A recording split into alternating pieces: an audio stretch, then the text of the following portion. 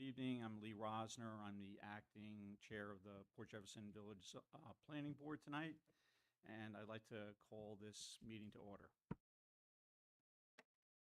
Okay, we're going to start by reviewing the draft minutes from last month's meeting.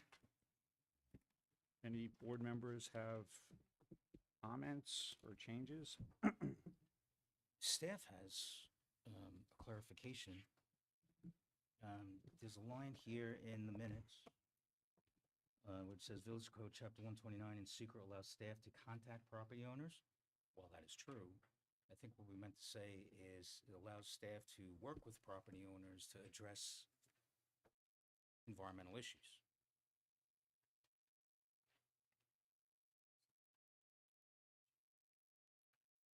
Directly, Directly. Yeah. right? Yes. That's, So I what think, what the they're- context of what we were talking about is that when it comes to impacts and things like that, secret gives the board all the latitude beyond our code to look at things and issues and request supplemental information. So in this discussion, I think we were just saying that secret in Chapter 129, which is VCRA, the village secret, allows the staff to go ahead and contact and work on all these issues without having to have a code section that says steep slopes or whatever it might say. So I think that that's what we were trying to say. And the following language, it says language to go back to the Board of Trustees to amend the secret code as either a new ordinance or an amendment to the existing code. That's what I mean. So a So new would you rather agree? A whole new ordinance. We were talking about whether. So you we would don't want to create- go amendment, you're looking to It's do or, ordinance? It's and/or. We were discussing whether we should write a whole new ordinance or whether we should just tweak the existing code. And again, we were talking about the village secret allows us all the latitude to do what we want to do under a steep slope ordinance. Maybe there are steep slope ordinances out there, and we'll talk about that give us some guidelines. But secret gives us all that latitude to do that. So, And maybe we want to just take the existing code and say, instead of 20% slopes as the criteria, we want to tweak that or amend that to say 10% slopes as the criteria.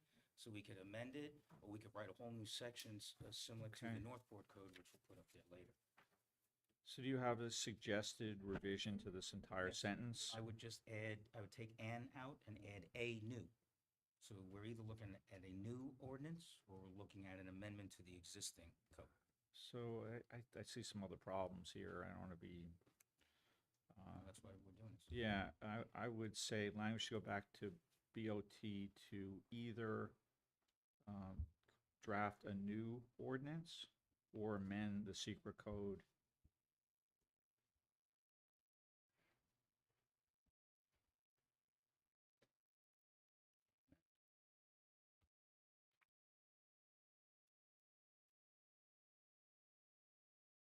Make sense? Language to go back to the Board of Trustees to amend, To, no, I'm sorry, to to draft a new ordinance or amend the secret code. Got it? Yes.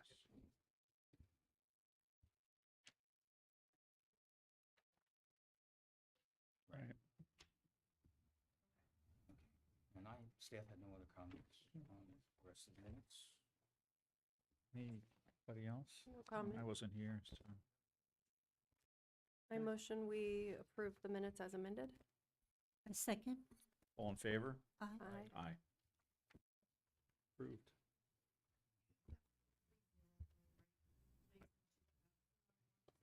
I can approve minutes? No, No? no, Okay. because you weren't here. I don't have to? 3-0.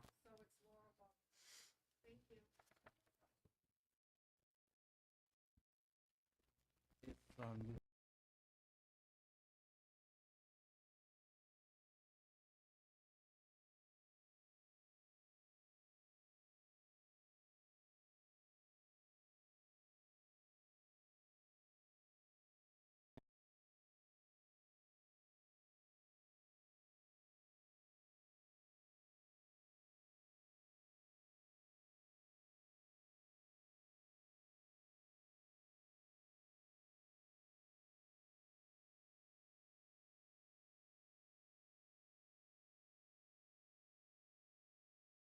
Aye.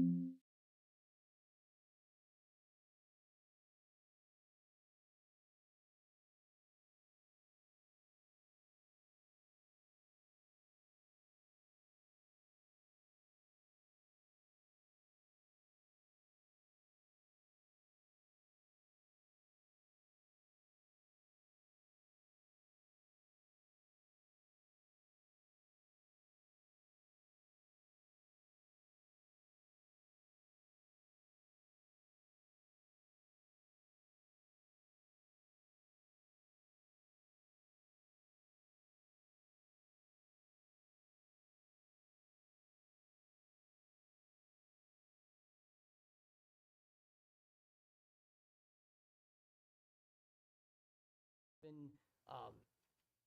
And then there for 2 years. I actually, before then, I had a background at Binghamton University where I did a bunch of stuff with neighborhood revitalization projects, specifically with Johnson City, New York, which is right next door to Binghamton. So yeah, I mean, I'm looking forward to, being here with you guys, trying to do the best, private reports, be there as much as I can and, support the village and through all these processes. So yeah, thank you again. Of course. Okay, so, Go to- on the agenda is a discussion, a work session discussion on a steep slopes code. We had a prior discussion with some of the members, I believe. I don't think we did talk about it with the board, actually, on some. Can you bring up the Northport code, Parker, please? We asked Tom, our planning and zoning consultant, to do a little research on steep slopes and ordinances throughout the county. Tom has some experience, a lot of experience with the village of Northport. And the village of Northport is similar to Port Jefferson in that they have a bowl at the bottom of their commercial business district and a lot of steep slopes. So they're a good sister village to look at. In a nutshell, the Northport code is very detailed and based on size of lots. I think that in the village of Port Jefferson, that might be good guidance for us. But as we discussed prior, the village secret gives the boards, once you get into a secret review, all the latitude to pull up any ability to say, you've got steep slopes on the property, we'd like to see a slope analysis done this way, rather than having it in the code saying that. But I do agree with Tom, kind of meeting halfway, that it would be good to have some guidelines and some guidance when we're doing secret. So Tom, you want to talk a little bit about Yeah, some of the details? To Andy's point, as far as the guidelines, people interpret slopes differently. So like even in the guidelines, whether it be we take it perpendicular to the topography from the lowest point to the highest point. It's important to establish that. We don't want somebody taking it across the side of the property and saying, hey, we got 2% slope here, when in reality it's 45% slope. It's important for flood mitigation to consider these things. There's stormwater runoff, there's environmental concerns that can be addressed through the secret process, as well as potential impact to the neighboring properties. So that's kind of the way Northport did it. They worked in conjunction with Huntington when they put this together. I'm working on various projects, a little bit more on some subdivision work that it really comes in handy for. But it will, at the end of the day, it should limit the amount of development on a property to minimize the impact on the environment. That's what we're looking to do, public safety, things like that. So when we develop this further, obviously I've been working with them for a couple of years on this now. I'm more than happy to help you with this. Other villages and townships are getting very, I won't say concerned, but they're being very sensitive to the slope because we've had the rains now and we've had erosion and damage to properties, whether it be through retaining walls, damages to flooding out houses, flooding out roadways being washed out.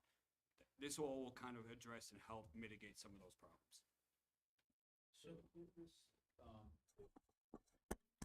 Northport Code has been in existence for quite some time, it Yes. looks like. Oh, yes. And so they have experience with that. Have they run into any unintended consequences with? No. Yes. We just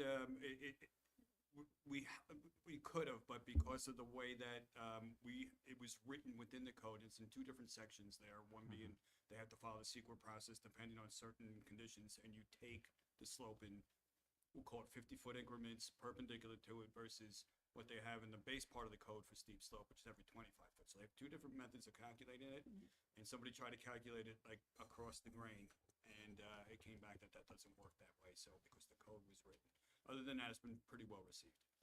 Do you envision this ordinance to be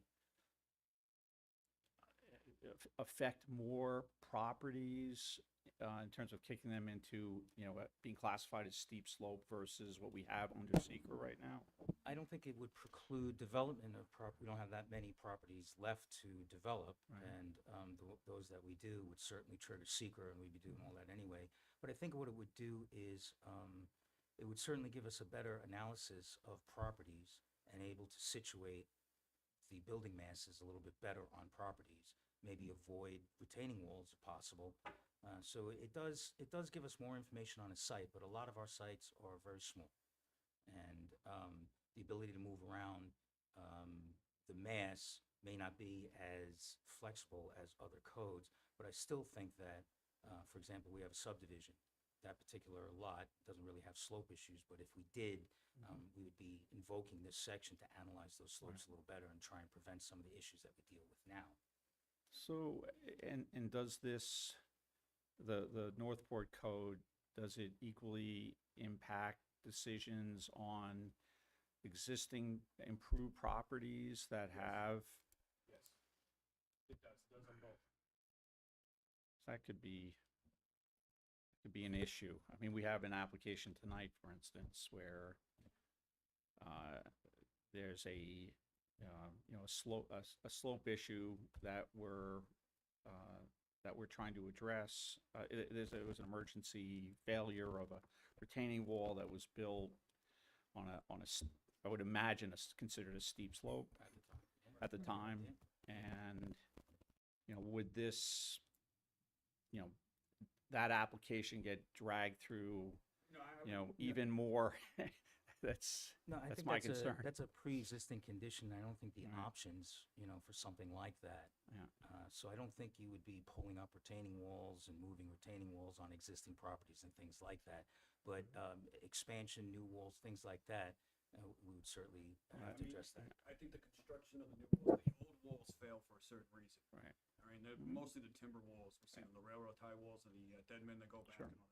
Northport does limit the size that you can do a retaining wall of that type of construction, and they recommend doing, whether it be reinforced concrete, or now they're coming out with the Versalogs or these recon blocks that are. Sure. But the important thing, I think, as well is, the hydrostatic pressure behind the retaining wall is really what causes it to fail, as well as the wood rotting. If you do replace it with a better product or something like that, you should incorporate some sort of drainage or manifold system that gets put in there. And this is what this will help address certain items like that. So does this only address retaining walls? No. So somebody comes in and they have a piece of property and they want to add a deck. Mhm. Will the village require them to go get a new survey with slopes? They could, depending on the specifics of the case, they could require a slope analysis and if you're gonna put footings or columns or something, how is that gonna affect the movement of water, things like that. So it gives you the latitude to ask for more information so you can analyze those potential impacts. I think what we're leaning towards is amending the code to provide guidelines but not requirements. So you can look at those guidelines and say, well, everything is fact-specific, and in this case, the facts don't warrant applying this guideline, rather than making a mandate that you have to do this in this zone. And I think by lowering the steep slope criteria from 20% to 10% opens up the ability for the board to look at just about everything. There's very few properties that don't have a slope on it in the village of Port Jefferson that reaches 10%. So I hear what you're saying, that I think we're a little nervous about adverse impacts on residents that already live here, that are just trying to either replace the retaining wall, do some sort of modification, and it turns into a $60,000 project. Right. So with the guidelines, will we then have the ability to say, this is over and above Yes. realistic for, because it's very frustrating when you're a homeowner and then there's all these rules. So the only thing that you For would your have to do property. I think you would just make the findings, whatever it was that made you decide that this particular guideline wasn't applicable. You have to make the findings. So it kind of makes the review a little bit better because you're making findings now, and it also has guidelines that you can look at, and I'm sure Tom wants to jump in. Yeah, so, to your point, Laura, we're not looking to increase the cost to neighbors, we're looking to protect the neighbors around it from what somebody may be doing on their subject property. Recall there wasn't one too long ago where somebody was doing some regrading and whatnot, and all the runoff was falling into their neighbor's property and was causing them thousands of dollars of damage. We want to help prevent that, and that's what this it will do. It will help mitigate the impact to neighboring properties. That's the important part of this. But it's also to make sure they do it right.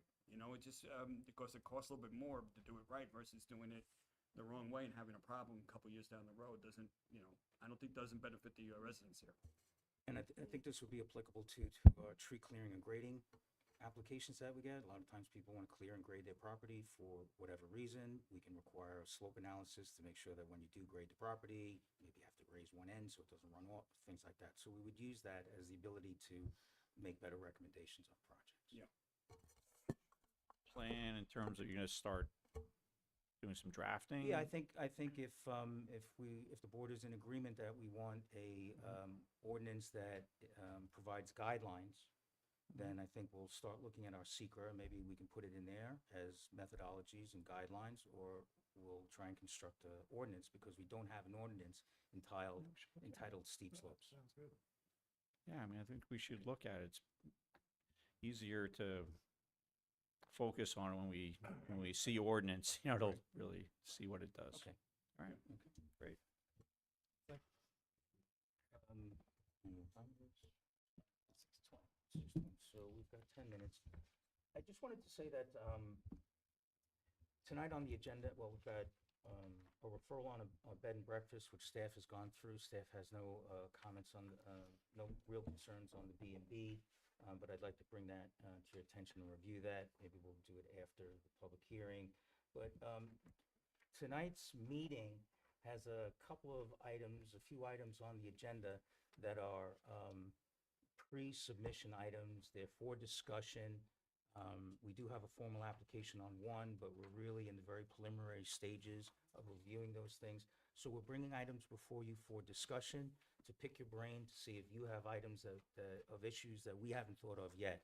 So there are a couple of items on the agenda which we didn't give you a staff report for, but that was only because they're so preliminary. We did give you some information. We have the preliminary concept plans to discuss. So it's a little bit less regulatory and more concept review, and let's see if we can give more guidance to the applicant. So we can tell you what we've done at the time when they come up. But a couple of very interesting projects that are just about ready to break loose. So we'd like to give them some guidance on that. So with that, then, I think I will hold everything then for after the public hearing. All right. So that's all we got, Mr. Chair. Is the applicant here for the first hearing? Well, we won't start till 6:30. We gotta start it. We gotta Yeah, wait. we gotta wait till, Fine. take a break, I You guess. wanna- Take a break. You can take a break, or we could. Or we could go into one of the, all work right. sessions. Good idea. You want to do the work, you want me to do the B&B application? Sure. So in the packet, or an email to you, and in your packet was the application for the Ransom Inn B&B. While this is coming in as a new application, it's because they missed a year or two being a B&B. We reviewed the application. There was nothing in the ordinance. You could see the layout. They have a 3-bedroom, single-family home. They would like to use 2 of those bedrooms as part of the B&B experience, if you will. Our building inspector went through the application, went through the structure, and his report to the Department of Building and Planning was that he found nothing that would preclude or warrant any further investigation, and that the application could move forward as requested.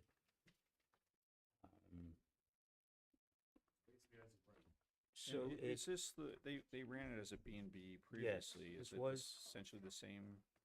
Yes, it's the same Application. B&B, it's the same application, the same rooms that were reviewed. You have pictures of the rooms. Yeah. There are no kitchens in the accessory rooms, the B&B rooms. The access is fine, the driveway is fine. So it passed muster with the department, and I almost sent it back, and then I realized that the planning board needs to review it as well. But in this particular B&B, it's one that's been around for a while. It has a good track record. There are no violations. There are no open permits. The inspection went well. None of the rooms were being set up or used in any other way than proposed. So we got a good review. And if the planning board doesn't have any concerns with that, Just had one question. In the paper, staff report, you mentioned that there's a finished room. What is finished They that we're have- asking them not to use? right, so they have a garage with, So not- with the respect, they have a detached garage, and in that detached garage, on the upper level, I'm not sure if it's a loft or an enclosed room, I think it's an enclosed room, but they have a recreation room or an additional room that According to the applicants, when family comes over, sometimes they put the family in there. There is no kitchen set up. There's a bathroom. There's no hot plate or anything like that in there. So they have not apparently been using it for overnight guests or an extra guest. So the building inspector went in there, he poked around. They didn't put up any fake walls to hide a kitchen or anything like that. Okay. So we would just recommend a condition, just to remind everybody that it can't be used. It's limited Some to. certain number of bedrooms? It's Is that- limited to, I think, no more than 3 bedrooms in a structure, and it has to be in the primary I residence. see, okay. Be advised that the department is working on an amendment with the Board of Trustees to allow detached accessory bed and breakfast units. So we are working on that as an amendment to the code, and when we get that going, we'll bring it back to you. We talked about it a while back. Yeah, that was my only concern, is that it might pose another issue for having to send code there frequently. But if it doesn't have Well, if it's not something that we have to stay on top of. Right. We are recommending the condition that that not be used for a bed and breakfast. Right. So any spot inspection would look at that, make sure that, you know, if they're patient enough, at some point in the future, there might be an amendment to the code that would allow them an accessory unit. So I don't need a resolution, but if the board has no concerns or other than the one mentioned, we will make sure that we put in our recommendation back to the Board of Trustees and the department's review. They've been really- operating for quite some time without any problems, so I approve. What's the next step with that one? The next step is we just send our recommendation back to the board, to the That's clerk's it. office, and hopefully there's no issues at that level and they get the permit. That's good.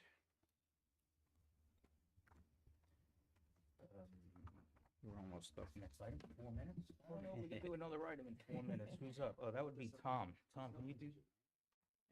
Yeah, we might be doing the subdivision. We can go out of order. The resolution? Yes, the resolution. Yeah. Let me just Fine. pull that one up. What is that one again? 105 RB, it's this one.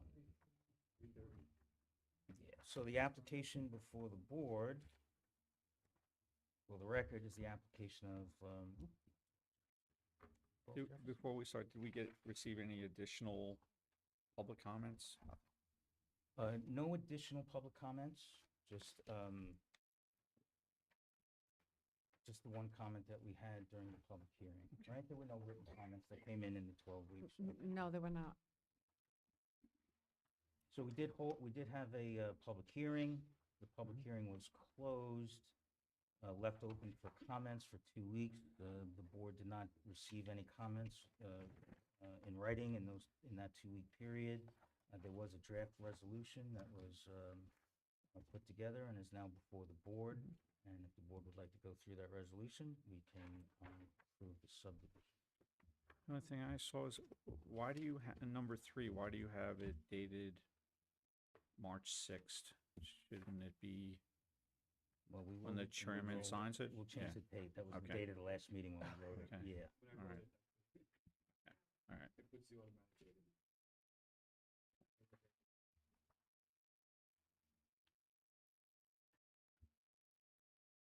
I was good with it. Okay.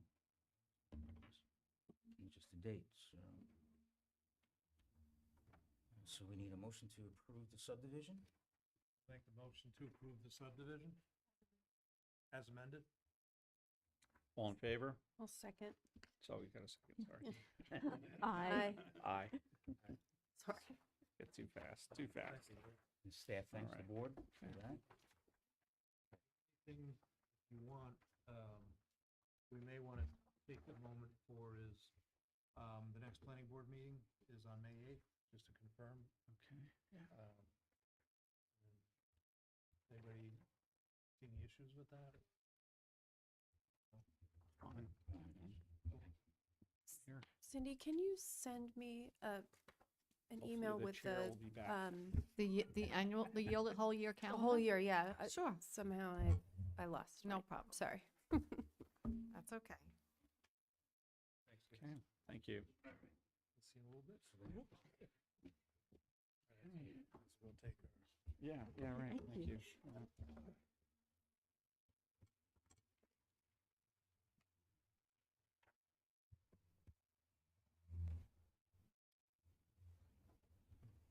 move these.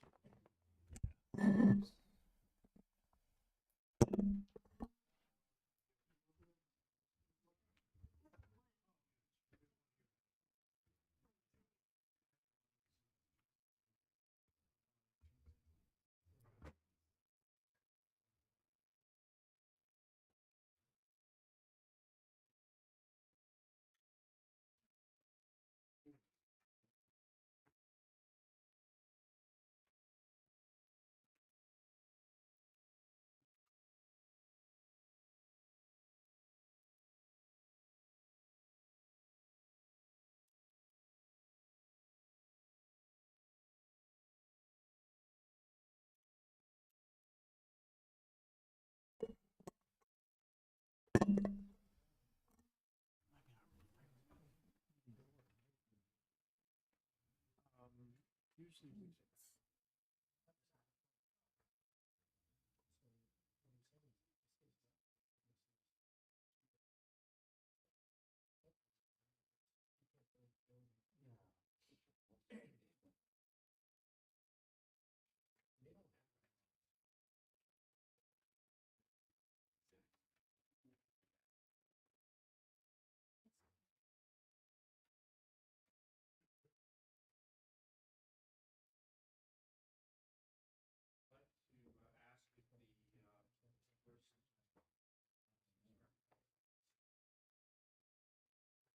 Here we go. Is the first applicant here, 1600 Main Street, Port Jefferson? Yeah. You're here. Okay, great. Cindy, would you kindly read the application into the record? Yes. 1600 Main Street, conditional use and site plan amendment application. Application number PB 0630-22. Location 1600 Main Street. Suffolk County tax map number is District 206, Section 21, Block 4, Lot 34. Zoning is the C2 Commercial District. Property owner is Nick Karananis. Applicant is Esteban Lopez, RA. Contact Esteban Lopez, RA. Description: proposed expansion of an existing delicatessen. The action tonight is a public hearing. The applicant proposes expanding the existing delicatessen unit 1600A into the adjacent personal service space 1600B with a retail use market.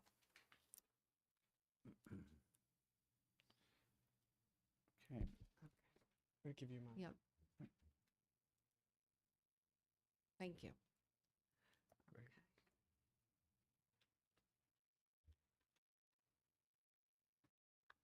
Okay. Good evening. Good evening. How are you? Good. Thank you. Do you like to do a brief presentation? Yeah, I'm Add- just gonna open up my drawings real quick Okay, so I great. can Thank just.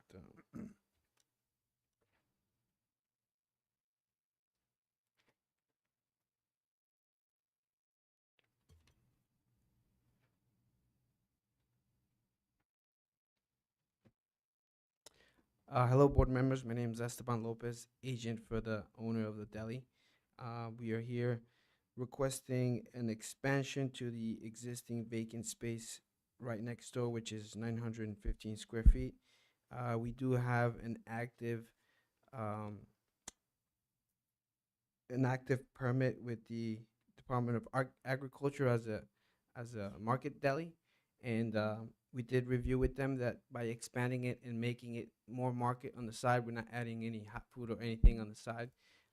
They will allow us for that, so we're here just to, make the use a little bit better, just because right now it's a little tight, a little hard to get around the spaces. So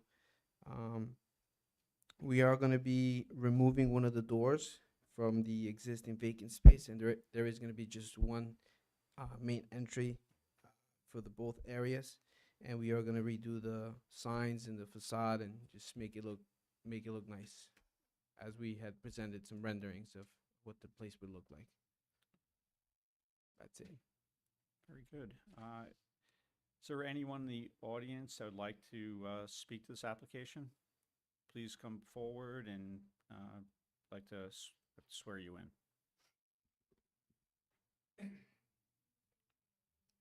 Yes. Yes. My name is Chris Algendreas, and I am the owner of 1610 to 1618 Main Street, PJ LLC, which owns all the other buildings on the block that the deli is situated on. And I have no issue with them expanding. I want to see them do well. The issue I have is they have a dumpster that's blocking the fire lane that is the fire access in the case of an emergency for all the rear of my buildings. I also have a tenant that wants to take one of my locations, but they can't get access to the back of the building again because of this dumpster. Garbage has been a big problem coming onto my property from his dumpster because it's constantly overloaded. And I just want that addressed. I think there was a plan to have bins or something and get rid of the dumpster. I'm fine with that. Again, I want to see this deli do well. I don't wish any ill will towards them. I just want the problems fixed. And that's all I got. Thank you for your Thank you. comment. Do we want to take a minute to address his concern? Yeah, when this concern came up, I think it was originally addressed by code enforcement, and we came up with a solution for them to put an enclosure in the back that's on their property, and we're not going to have the full-size dumpster, but we're going to have multiple bins, or we call them totes. It's been used in other. Can we pull that diagram up on the screen? The site plan, yeah.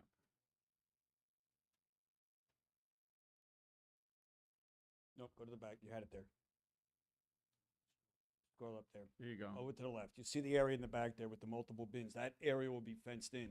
It'll no longer be in that roadway or access way that was preventing the fire access back there. So it was addressed. The planning board worked with the applicant to come up with a solution with this planning department. Yeah, the left hand. That's correct. The southwest corner, that area. Yes, that's correct. That's Yeah. the compromise solution. That's the compromise. And this has been employed with a couple of other operations down there for a couple of takeout food places where there's no access for a dumpster, a full-size dumpster back there. And it will be in an enclosed fence, so as far as garbage, it'll stay within that confines there. They had to work with their carting company to maintain a schedule. That is part of this, and we'll make that part of the condition of the resolution, but code enforcement will enforce that part. Yes. Can you show us where they plan to put the grease trap? The grease trap's existing. They're not changing that. So I did some research in this early on when they were doing this because I thought there may be some impact. I contacted the Department of Health, Suffolk County Department of Health, New York State Agriculture. This is considered a market. They're not producing or making the food on site. It's just being packaged on site and sold as a deli would or a marketplace would. Okay, so not a deli, not a It's- traditional deli. It's an existing deli with an existing grease trap. That's not being changed. That's not being added to. It's pre-existing, pre-approved. The health department has made their inspections on this, but it has been there for the inception of the deli and approved that way. So that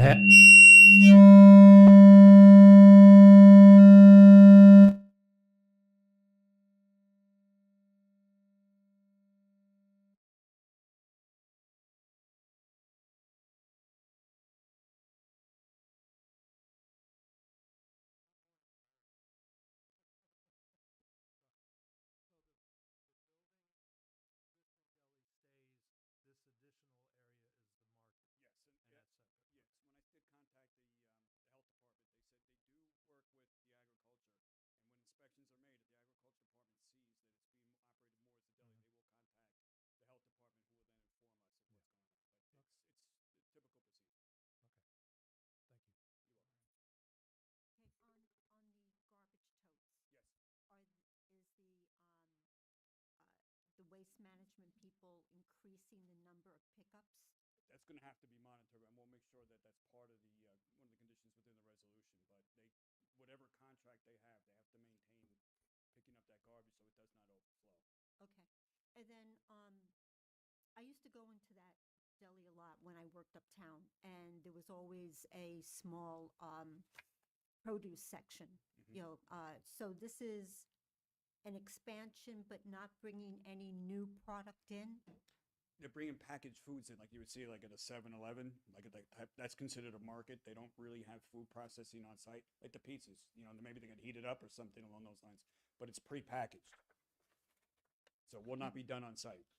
But I remember things like, you could buy tomatoes, you could buy yucca and things like that. Will that still be there? I'm not sure of that. I mean, Yeah, it's still gonna be there. So what we're expanding, we're not adding another steam table to the other side or anything like that. We're not adding seating to the other side. We're just expanding the market, which is in the middle, processed food, prepackaged food, stuff like that. But we will have produce area, yeah. Okay, because does it kind of fill in the gap now that Ideal is no longer there? Ideal, the grocery store that was up at the next shopping center that closed down? Yeah, we definitely get more people coming in looking for stuff like that. So that was the reason why they wanted to expand. Correct. Mhm. Thank you. Thank you. Anybody else? Yeah, one last, did the ARC finish their comments? And does this reflect the latest? from what we reviewed, the comments were addressed. They've increased the size of the glass on the front with a curtain wall-like system. They went with a contiguous like type siding to clean that up. So that picture that we saw earlier Is what's going to be built. Yeah. is the updated. If you remember, there were the various fenestrations that were put on the front. They've expanded that now with that curtain wall to give it a more of a sleek look. Much better than it was before. But those were the comments from the RC. What about glass breakage? It could happen to any piece of glass. I mean, it will conform to the code requirements. If it's below a certain grade, it'd be tempered glass. But it's insulated, type of window glazing, curtain wall. It's typically used in all commercial construction. And do we know the hours of operation? Off the top of my head, I know it's 6 in the morning to 9 p.m. Thank you. Any other questions? No? Can I get a motion to close the hearing? Motion to close the hearing? Second? I'll second. All in favor? Yeah. Should we Aye. Aye. public comment, 2 weeks? We could. 2 weeks? Yeah, it's recommended. Good idea. Thank you. Okay, so scratch that. We're We're not gonna close it. close We'll it, close the but hearing. open for Open Oh, public okay. comment. Okay. All right. Thank you. Very good. Thank you. All right. Okay. I guess make a motion to close the public hearing. Motion to close the public hearing? I'll second. All in favor? Aye. Aye. Okay.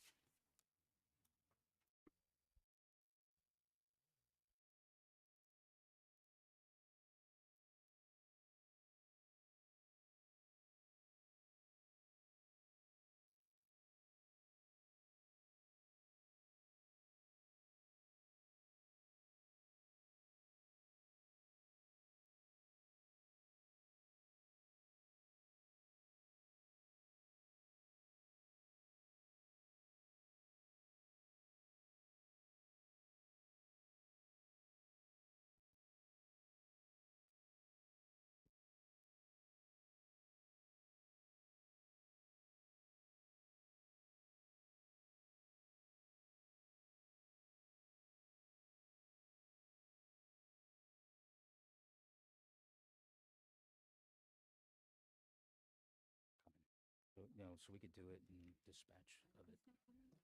The applicant for 12 Jefferson, they said they were out of town. They're asking if I don't know if you want this on the record, they asked if the resolution could be considered at the May meeting, but we still have a site plan to approve. Ray still has to sign a site plan and resolution. So if we review the site plan today and approve the site plan, next meeting, we can approve the resolution. Ray can sign both, matter done, and the applicant's here for that. Put that on the record. All right, just give me a second here. took care of that one, we took care of that one. Let's- 12 Jefferson, we're up to. There we go. Yes, that was the subdivision. Okay. All right, yeah, ready. Mr. Chairman, members of the board, the applicant has requested that any resolution be taken on this matter in May, but there's still some work to do that we can do in preparation of that resolution. You may recall that the board looked at this at their last meeting, made a recommendation to forward it to the Zoning Board of Appeals for consideration of the variances. The zoning board did consider the variances to grant the side yard setback where 18 feet is required, 18 inches is proposed and 5 feet is required, and they passed that variance. And the second variance was to grant a variance for a passive accessory structure in the front yard, and they passed that variance. So both variances requested were passed. That is, I believe, in your file, the ZBA determination. And today you could take a look at the site plan, which you have looked at and resolved to take an action on the request. If you Okay. approve the site plan, then next week we would review the resolution and then the chairman can sign both. Do we Okay, ha- so I've updated the board and we can review the plan if you'd like. Please.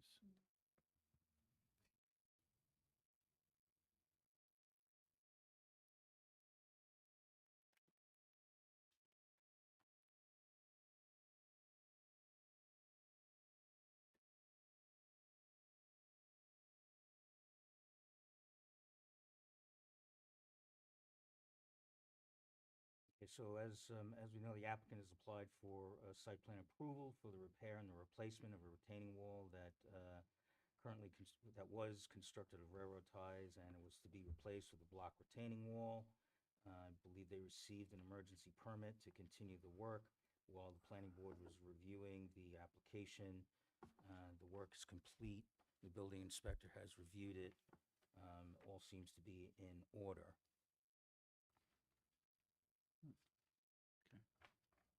The board had some concerns about the location of the block, the construction of the wall. All those concerns were satisfied. I don't believe you had any outstanding concerns other than the granting of the variances that would complete the review. So the variances have been issued. You can take an action on the map. If you have any questions, we can review them again. I'm fine. Okay.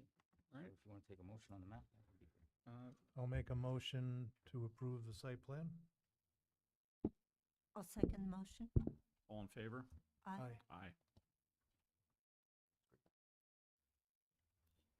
Okay.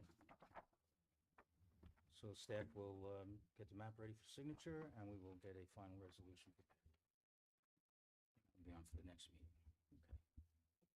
Thank you. Okay, the next matter on the agenda is the item 1037 Main Street, which is a change of use and a conditional use permit. Our senior planner has been working on that and prepared a brief staff report. Okay, I don't know if you've had the opportunity to look at the staff report. Staff is prepared to go through it real quick and do the highlights for you. So let me give the microphone over to Dan. Can I just ask a question? I'm looking at the agenda, the meeting agenda, April 10th, and the first work session was 3:30, 3:40 East Broadway, the minor subdivision? We did it. We did it? The resolution, yeah. That was a quick I one. know, we did it really fast. Oh, okay. You want to go back? No. No, I thought that was,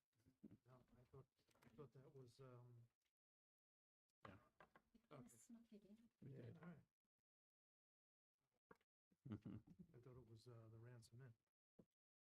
Do that too. Yeah, okay. All right, Grandpa. They were quick.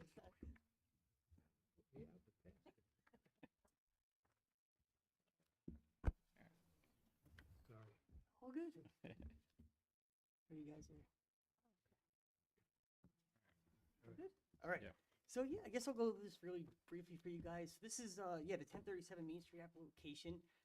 It's actually known as it's the Fox and Owl Inn right on Main Street, kind of along the way down to downtown.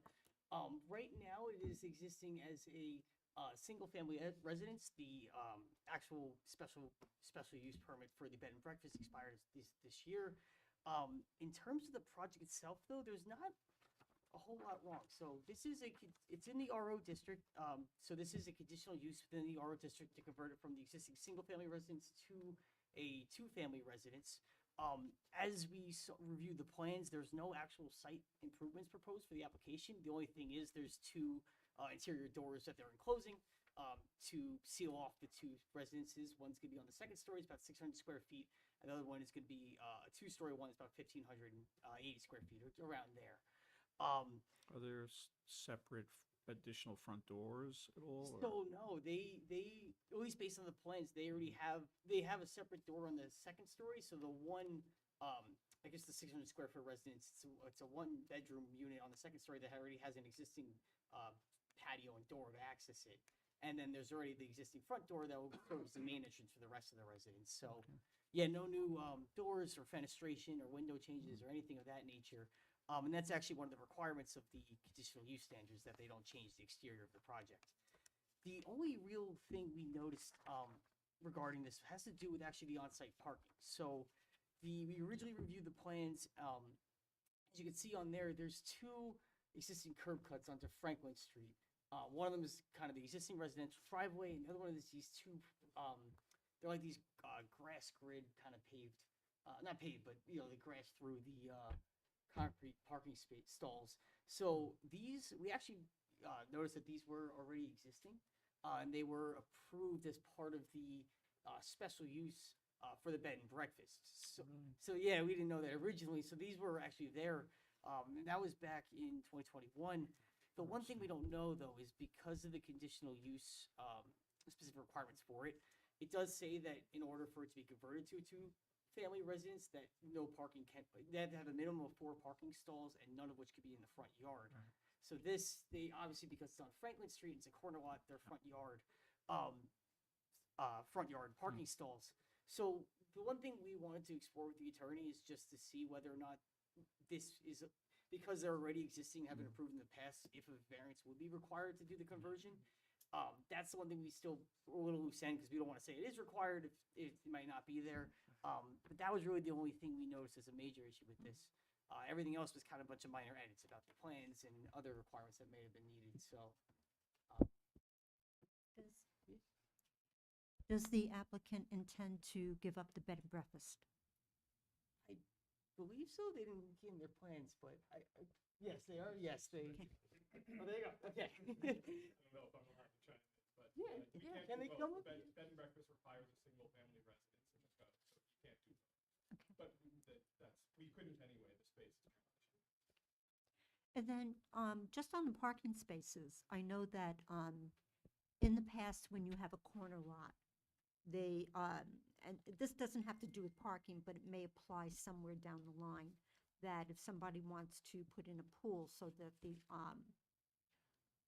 they didn't have to approach the village, they could choose a, side yard. They could choose a side yard without going through, well, this is part of the, Yeah, like the frontage. I gotta go too. So is it possible that the parking spaces could fall under that kind of thinking? So that's a good question. I would want to look further into it about the code.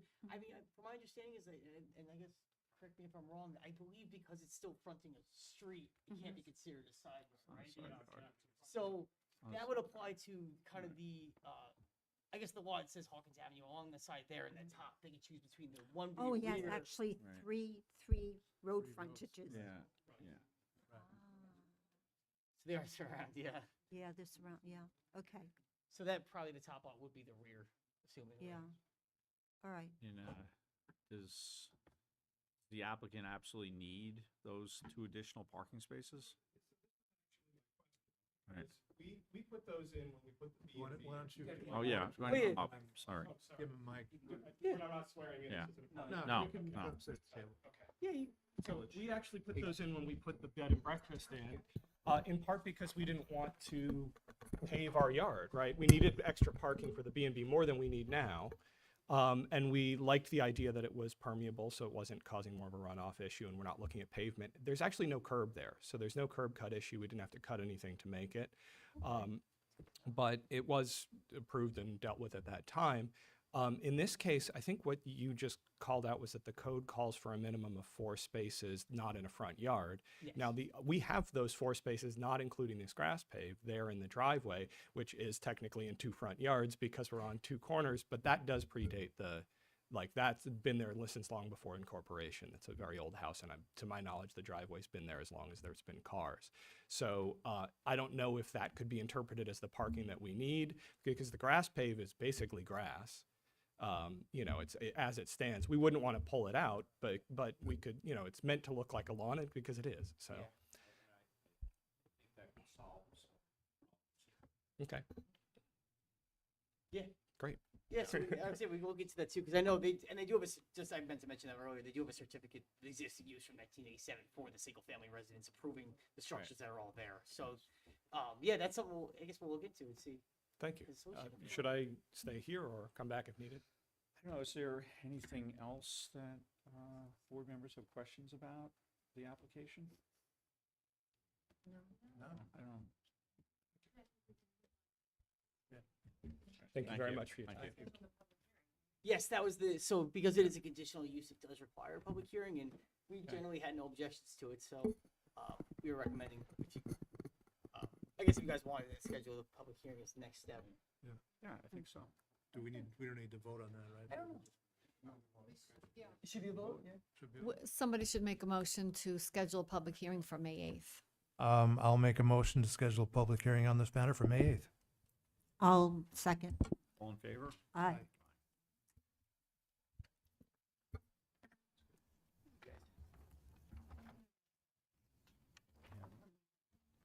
Yes, yeah, we'll look into the parking and figure out, just to see what. So can you? Yeah. Got it. Thank you. With Village Code, basically, he's got a couple of pavers with a lot of grass.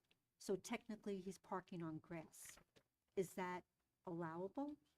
Like, Well, they had that was they approved with the B&B application. It was, and they Oh, considered it okay. parking, yeah, like. yeah, it's an so improvement. it's not a problem that a car is on technically a lawn.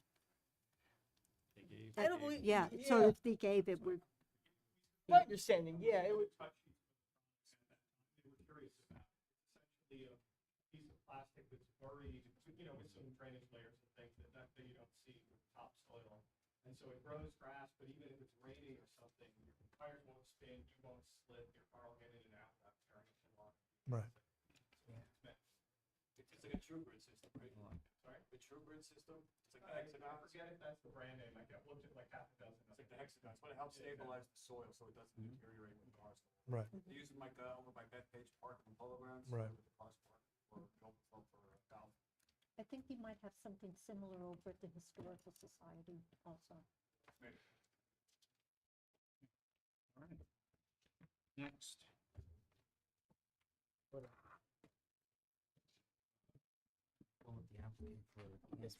Yeah. But I just wanted to, the next matter before the board is 105 Arden Place.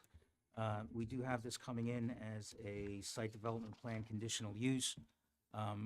We would have preferred it to come in as a pre-submission application because this is very preliminary in the review process. So we're really here bringing the plans before the board in a preliminary style to try and get your comments, give the applicant some further direction to see if the concept is viable in your eyes. So if you'd like to bring the applicant. No, you stay. Okay. We've prepared staff's prepared a staff report. I believe the applicant has received it. Yeah, that's fine. The applicant has received it. If you'd like, we can go through, Dan can go through the staff report and just highlight it real quick, the significant issues here. The applicant's here to describe the project and their objectives, and listen to the comments that the board has. Staff has on some issues to discuss. Mhm. Dan, why don't you, if it's okay with the chair? Yeah. Just go through that real quick. Please. Yeah, and I'll keep it straightforward. So I guess on the basis, so this is for obviously 105 Arden. This is the formerly known as the Gap site, right in Main Street, downtown area in Port Jefferson. So the project itself is a Mr. Carr's apologies, based on how we define it. It's about a 4-story proposal to redevelop the former Gap site into a new, essentially a boutique hotel. So it includes mixed-use developments on the ground floor, including a hotel lobby. It's got 2 stories, about a 40-unit hotel space on the second and third story. And then at the top story, it has a rooftop bar and restaurant where there's interior space and outdoor dining there as well. In terms of the project site itself, as you know, it does, if you look at the map of it, it's pretty unique in that you'll see it mostly just contains the existing retail structure. Obviously, this has a CO on it for retail store use. It has had a couple additional changes since then for fire installations, etc. But one unique thing we wanted to highlight is that in the past, actually back when it used to be Christides, it included a portion of the parcel behind it. So that parking lot that's now Mariners Way was actually incorporated into this lot, and the village bought it in 1985 and separated it. So it's unfortunate because the record's a little hard to indicate how many parking stalls were there at the time, where it transitioned ownership and went into the village's hands. But as you'll note, and I'll go through it, parking is one of our big kind of considerations for this project, and that's just a caveat to in part of it. So I guess key issues, it's always important to mention secret, right? This is, the secret classification is actually a little bit, it may change depending on the project scope. Right now, because this is a 4-story building at 45 feet tall, it technically qualifies as a type 1 action pursuant to SECRA, which require a full environmental assessment form to be submitted. Right now, they have a short environmental assessment form submitted, which staff haven't reviewed just yet, just because, again, we're trying to figure out the ultimate determination. If the building height is lowered, or potentially as part of this, the chance it could go from type 1 to unlisted, but that's something we'll have to look into. I just wanted to put that in front of the board just because important issue to discuss. Regarding the project itself, so we kind of, the way the staff report's written, we kind of divide it into just kind of the bigger issues up front and more minor considerations in the rear of it. Big up front has to do with the actual use itself. So obviously this is located within the C1 district. Uses such as the being a mixed-use development, hotel accommodation, and restaurant itself, it's all conditional use. So obviously there's special criteria that do apply to this. However, in terms of these kind of, unlike the last application with the specific bullets, the checklist, there's not really many for these, except for the restaurant use. There's specific requirements. So in terms of the proposal itself, so as we mentioned before, it is a 40-unit 40-unit boutique hotel building.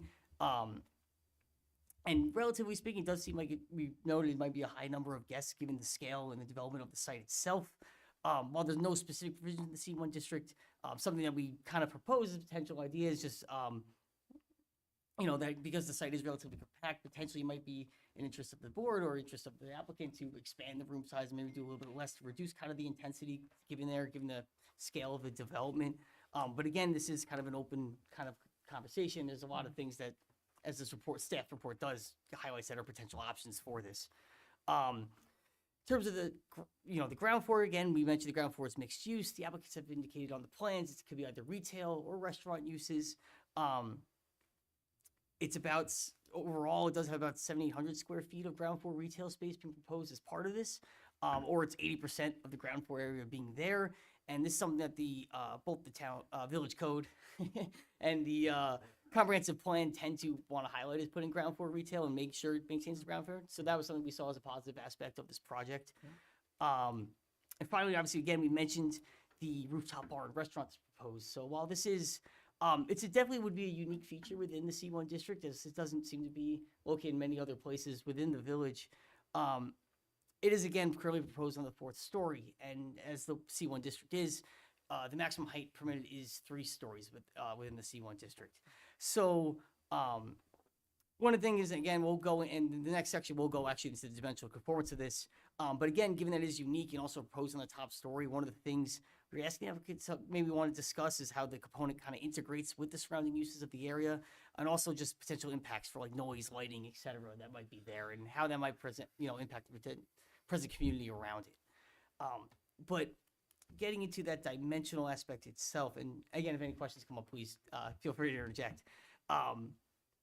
So in order to, Can I, yeah, you mentioned that it's a conditional use application. Is that applied to everything, or are there just parts of the application that are conditional use? so it's tricky. Technically, mixed-use development itself is conditional use in the C1 district. Okay. But then restaurant itself is also conditional use, and so is hotel.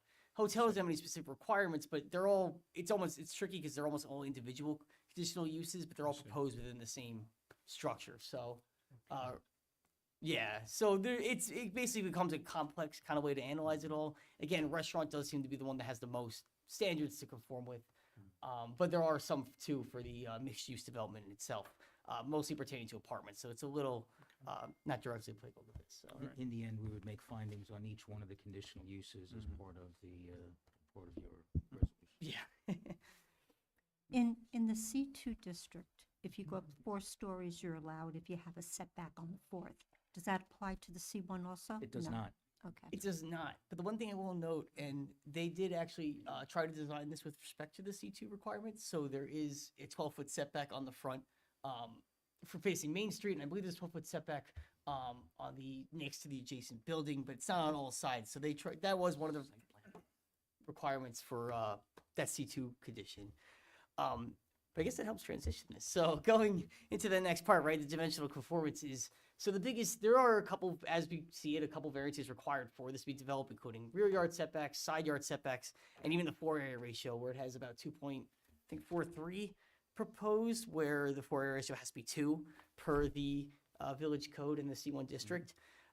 Most importantly, obviously, though, is that height issue of, being a 4-story tall building within the C1 district. So we kind of tried to explore what might be possible here and a couple options. Obviously, the biggest thing is typically, because it is of the height and nature it would require variance from the zoning board to be approved as currently configured. We know, though, obviously, and we discussed this and in other internal discussions, there are other alternatives to this. One of those could be potentially incorporating that restaurant use from the top story into the 3rd story. So like the kitchen, potentially the bar and other amenities, bringing that into the building and leaving the top floor to outdoor dining. So while this, again, permits kind of a continuation of that restaurant roof on top, it kind of reduces the height of the building, thus mitigating the variance potentially required. Again, potential concerns with that, though, is obviously the reduction of floor area and available guest rooms within the hotel unit itself. So that might impact the project's feasibility overall, but something to consider. The other kind of option we had we mentioned as well was also potentially seeking rezoning this property. So that would also be required to the Zoning Board of Appeals, but seeking it from rezoning from the C1 district to the C2 district. I'm sorry, am I saying it wrong? Trustees. Yeah, You meant to yeah, say but Change wouldn't of that, zone- Board of change of Trustees. zone would be at Yeah, the Oh, but- Board of yeah. Trustees, I'm sorry, You missed well, it. no, that's not my objection, because C1 and C2, there's a mild difference, and there's a different zone in between the two. And wouldn't that be considered spot zoning? You could use that terminology, spot zoning, but the way you dispel spot zoning is to make findings and rationalize why you would want the C2 district at that location. So without any findings, without any analysis, if you just plopped as change of zone right there, people could claim that it's an intervener, an objector could claim that that's spot zoning. But if you make findings that rationalize why you made that choice, then the substance of your decision is now put into the record. So a change of zone in concert with findings that rationalize why the change of zone is not a spot zone can be done. So that would be the thing that we would be concerned most about. If the applicant chose a path that says, rather than going for variances, I'd rather do the legislative process of going to the Board of Trustees and changing the zone, we would do an entire analysis on that to determine whether or not that change of zone would be viable where it is and make findings to rationalize that. And it could be just the one building and not the whole block? Yes, yes. I'm old. In theory, Again, that is an option, not a Yeah, preferred yeah. option, No, but no, it is, we're laying out the You know, options that but the if applicant it has. was unattainable, let's nip it in the bud now, but apparently it's not unattainable. The process is there. Okay. I can't comment on what would happen if we went into the process. I think the applicant is here, though, to feel the pulse without you committing yourself to anything, to feel the pulse of the board and what options or you feel are viable and what options you feel are not viable. I have one member here that apparently doesn't think that the change of zone option would be a viable way to go, and the applicant's going to take that into consideration. That's why we're here. Staff is providing options to the developer. Number one, is a boutique hotel palatable to this board? Do we think that it's something that could be done in here under certain conditions? So the applicant would like to have that feeling of the board, as well as what do you see are issues? A change of zone on this piece of property might be an issue that they would want to consider. Okay. I have two things that would be, I guess, issues. Well, actually three. So if they hypothetically did a change of zone, if we worked that out, would they meet the floor area ratio? I can't remember what it is for C2. I think it's I believe it's 2.5 off the So top of my head. So that So would it solve would- that so problem. C2 would. has a Yeah. higher FAR. Yeah. does, C2 yeah. is a, yeah. So I So believe, I think that would solve the floor area ratio if we could come up with rationalizations for that. The first issue would be obviously parking. yes. I love the idea of a boutique hotel. I think it's amazing. It's a great idea, with the condition that people who are staying at the hotel get free valet parking, and that those cars, there's some sort of agreement where those cars are now parked uptown, so it could actually free up parking. It could create people in the village who are going to spend money in our village, but their cars aren't on site. Yes.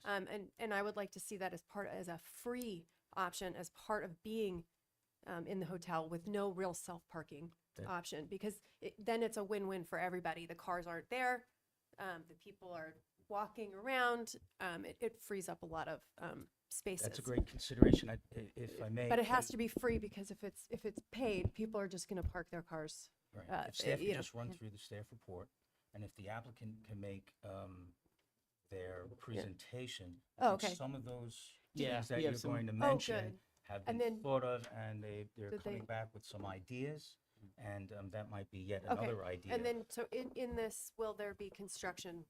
Is construction going to be addressed? The staging and where it's gonna happen? I think Is that's that going to preliminary, but, also- Yes. we were talking about how that would actually happen. We have to understand, though, that the lower port downtown is built out, and any construction of any magnitude is gonna require construction, phasing, and staging plans. And similar to what we do uptown with Conifer, we're gonna work with DPW, we're gonna work with the parking committee, we're gonna work with the applicant, and we'll figure out where to stage the construction of this project when the time comes. Okay, yeah, and grease traps then Grease also traps. with the Yes, whole thing. Yeah. Okay, All of those it. were my, Yeah, So, Mr. Chair. yeah, I'd if- like to speak to it. I think it's a great idea for that corner. Like the idea of mixed use, encouraging additional retail development along Main Street in Arden is important thing for downtown. Have you looked at sewer capacity? Is that okay? Yes, so the sewer line actually comes on the side. The sewer line actually comes on Main Street as well as Arden. Any of the retail that would not require the grease trap could use the existing connection that goes to Main Street. Anything that would require a grease trap would have to go out the south side of the building onto Arden. I met with DPW there, and they said that the sewer line does come to the edge of the property, and we would be able to put grease traps because they're required to be external They would be in that grass area, on the south side, and then be able to tap in. So we could have the grease traps. We would have to figure out the configuration and determine how many restaurants, and if it could be a combined system or separate systems. They prefer separate, but because then they could tell which one is doing the right thing versus not. But we can figure all that out, and they said that they will work with us to make that when we figure out what this is going to be. So They put in sample points. Right, okay. Actually, I have one more thing. Sorry. So the actual applicant, do they have a background in hotels at all, or is this? yeah, so they do have a few hotels in New York City. Okay. They're an investment firm, so they have numerous properties that have numerous different So things. they know how to manage a. They are hotel. familiar with what they need to have for this building to succeed, which is why we're having issues with needing the fourth floor as a restaurant. They've reduced the square footage, and the other thing too is the number of rooms. So if they reduced the number of rooms and made them a little bit larger, which is mentioned in the staff report, it would increase the cost per room. So they were trying to keep the cost down to where they felt was an adequate number for the location, because they did do the research, and they were understanding of what that would need to be. Plus, the more rooms you have, the less you could charge, and because you have a certain number of staff that is going to be there regardless. So if they have 36 rooms versus 40 rooms, it's the same staff. So they ran all those numbers, and that's where we are. So in terms of the space, they are okay with possibly reducing some of the room counts and increasing the size of some of the rooms. There is variety where there are smaller rooms that have a single bed, larger rooms that have double beds and things like that. So it's not the same exact. There is a lot of repetition, and the two floors are identical in terms of the room count. The fourth floor is a partial floor plan. They did not want to disturb the site, so the entire project is going to be on top of the existing footprint. I think that would also help with the staging and the construction, to not be going outside of that. They also think that the little park that's on the south side is established in the village, and they want to keep that and maintain that, and do what they can for that.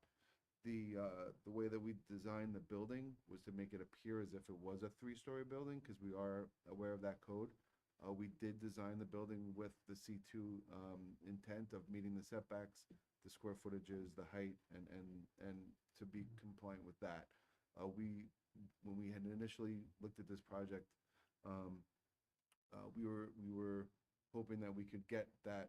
We know that there is a distance between the two zones, but they are very similar in zoning, and there's a few exceptions for that. So we know that this lot has been here for quite some time and is needing of development, and running the numbers and understanding. That's where we came up with this design.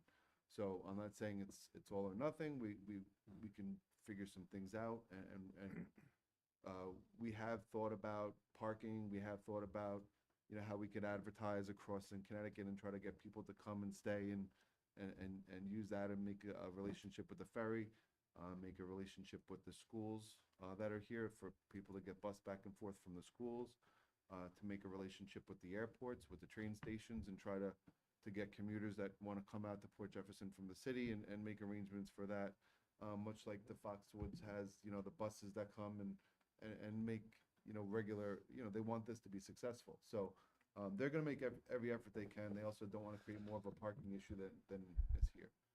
So that's to be determined.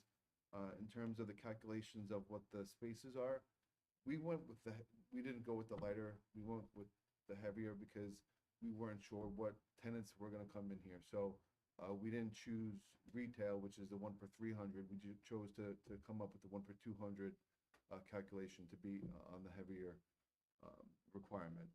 So that could get reduced, and go from there. The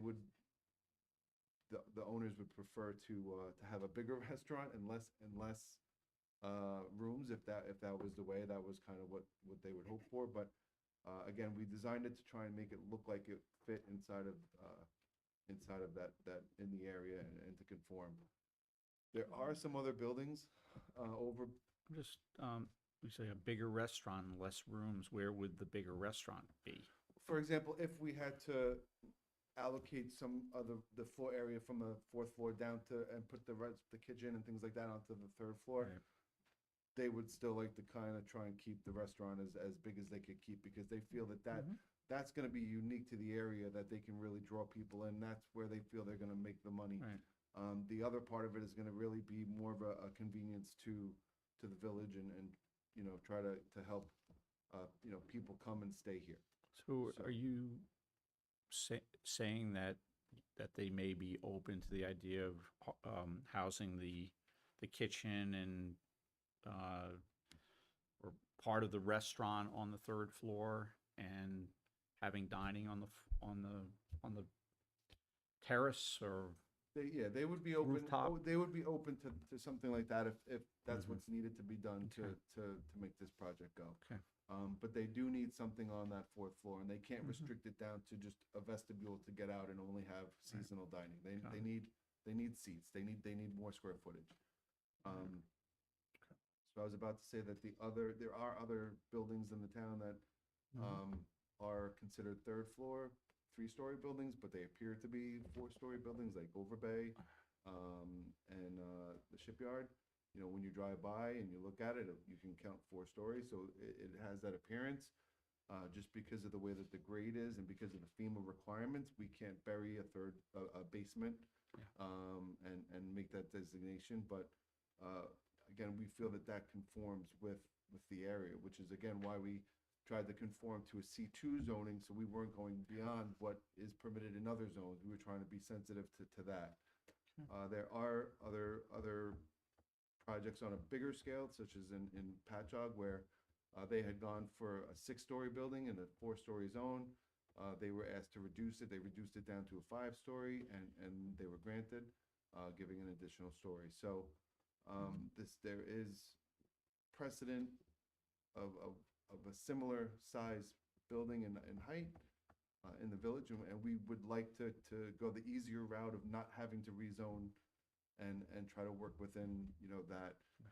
There are, you know, variances that would be required for that, and we would be willing to show documentation and try to push that along and prove to you that, you know, they're good players, that they want to make this work with the village.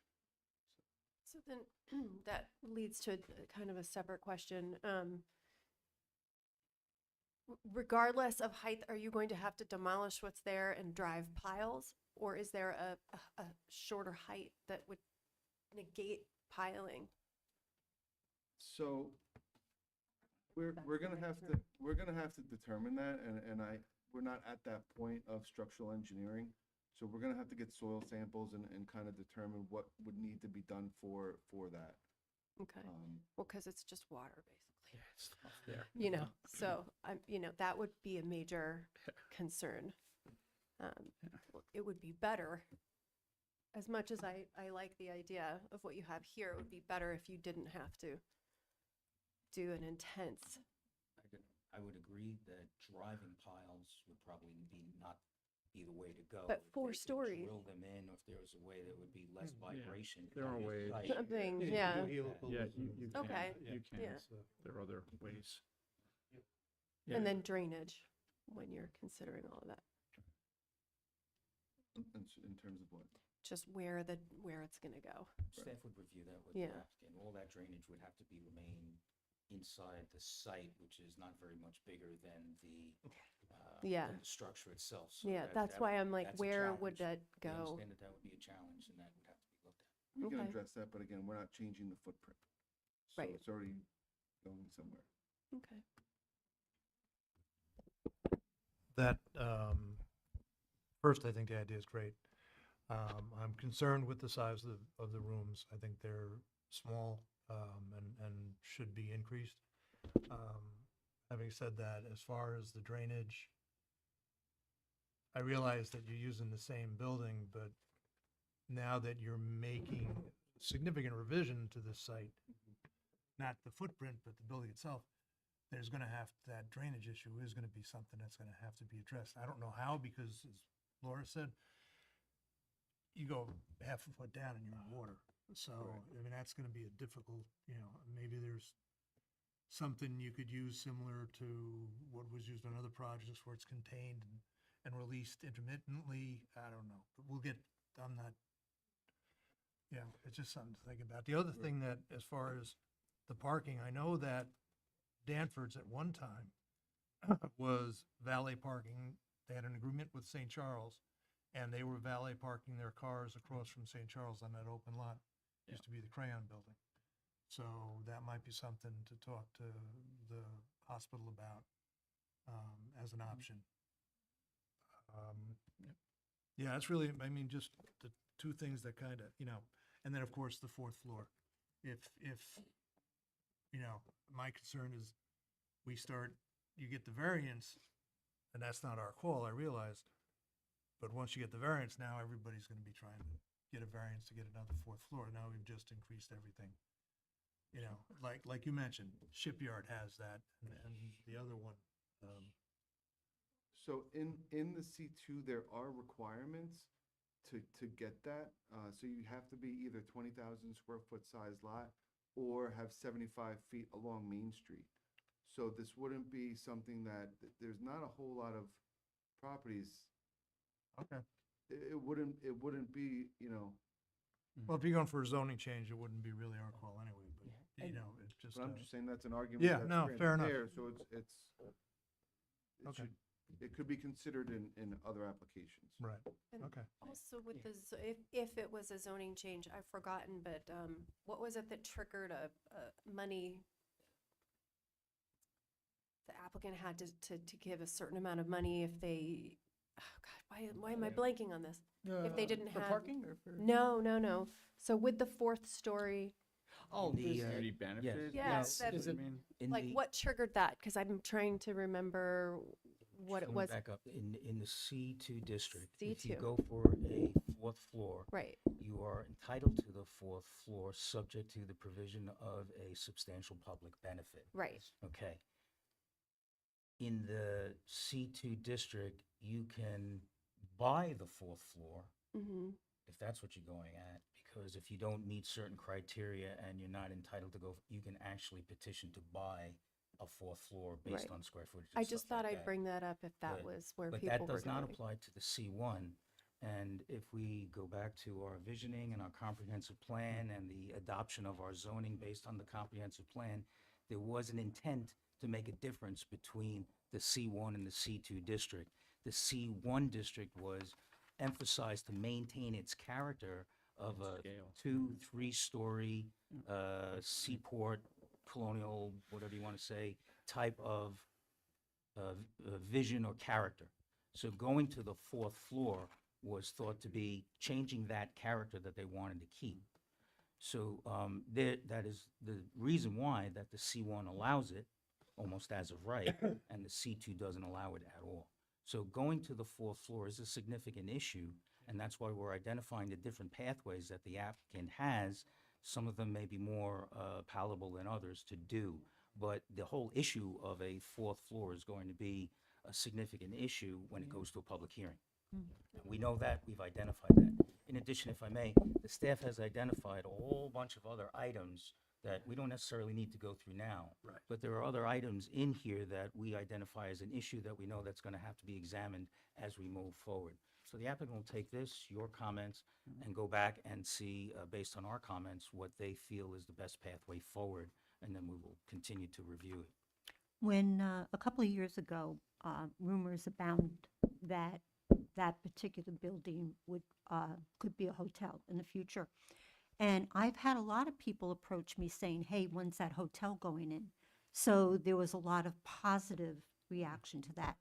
But I love the idea, if it's available, to park cars up at St. Charles. I kind of bristle at the idea of bringing cars uptown because in essence, you're taking parking away from uptown when you do that. And uptown you need the parking to redevelop.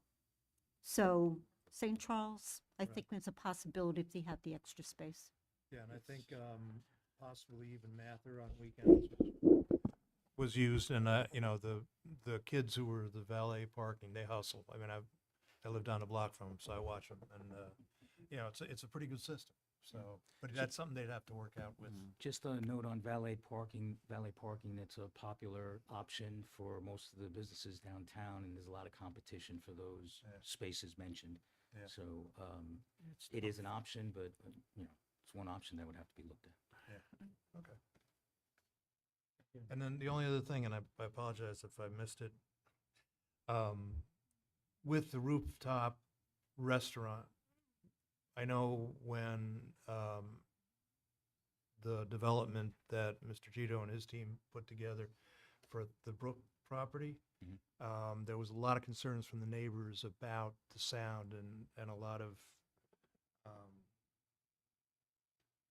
I don't know how you want to put it, but gnashing of teeth, and we had to do a sound study and everything else. Will that be the same process here too, or? Well, there would be a process. There would be a process. Is going to have significant environmental review because of all the other issues. So that would be an issue that could come up in the environmental review process. There is certainly, we've identified sensitive receptors. East Main Street are going to be sensitive receptors, and certainly the closest sensitive receptor. And then, you know, noise will travel differently through the rest of the downtown. But we did identify noise as being a potential issue and that type of stuff. Yes. Yeah. Is there a way to solicit the bid to weigh in on this also? Yes, certainly anybody can comment to the department at any time, and we do get comments all the time. There would be an official referral to the bids, the various different agencies think and that would departments be at some point in our process. Nice, just to see what they have to say. Absolutely. We have a staff report here because the applicant filed a conditional use application. This is meant to be really more informal and just to get your concepts and ideas, and we're going to formalize it at the next time it's before you. Very good. Thank you. Anything else? Any other questions you got? Good? Thank you. You guys. All right, now we might have another one for you. Let's see. That's why. That's it. That's it.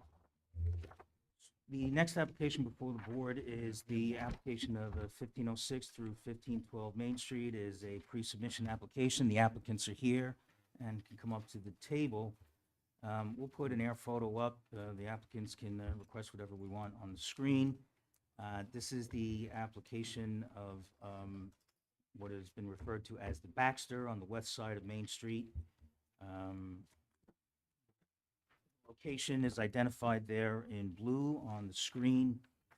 The applicants are proposing to demolish the existing buildings, construct a 3,500 square foot, 4-story mixed-use building with 40 units and a 4th floor. So we're introducing a sketch plan and some concepts to the board, and let's see. Just to mention, the 4th story will require a substantial public benefit being offered. The applicants have discussed with the department some concepts on that, so we can bring that forward to you as well, but I don't want to take any more of the thunder away from the applicant, so let them present their concept to you. Great. Good evening, Eric Nicosia. I do have a updated plan that you have in front of you. I have it on the USB if we wanted to put that up. Otherwise, the submission that we have could suffice, but sure, that'd be great. Yeah, I'd like to see some elevation, any elevations yet. Do they have any? Let's see that. Like on Main Street, yeah. Yeah, so I left you with a abbreviated submission from the 10 pages that we had submitted originally as a pre-submission application. And we had met with Mr. Freeling and made some enhancements that are on that plan there. So what we've added is a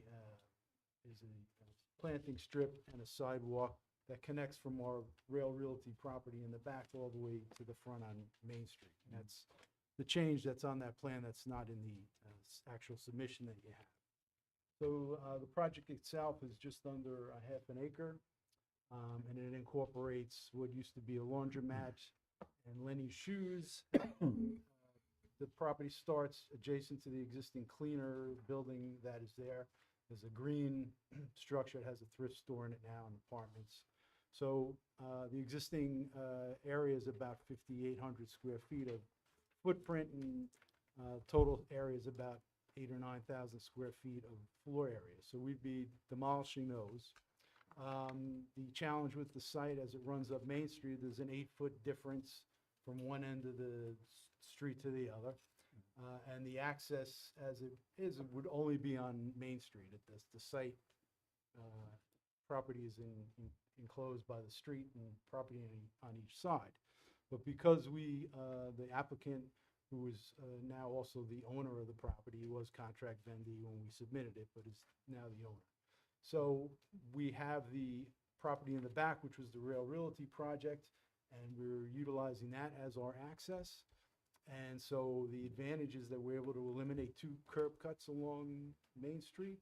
So that's a big advantage, we think, to eliminate traffic that's going in and out now. There's also potential to put some more 5 or 6 parking spaces if the DOT sees that's okay in that area. That's a potential. So the building we're proposing is about 35,000 square feet. It is 40 apartments, 7 studios, 33 one-bedroom apartments. These apartments are a little bit smaller than we have been building. They're about 580 to 650 or so, where the other ones we've recently building are in the 780 range and up. So we feel it's going to help and fit the market there, and the applicant will be able to speak with that more thoroughly when we get to that point. The first floor has retail. Now we're about 1,500 square feet there, which is about 27% of the first floor.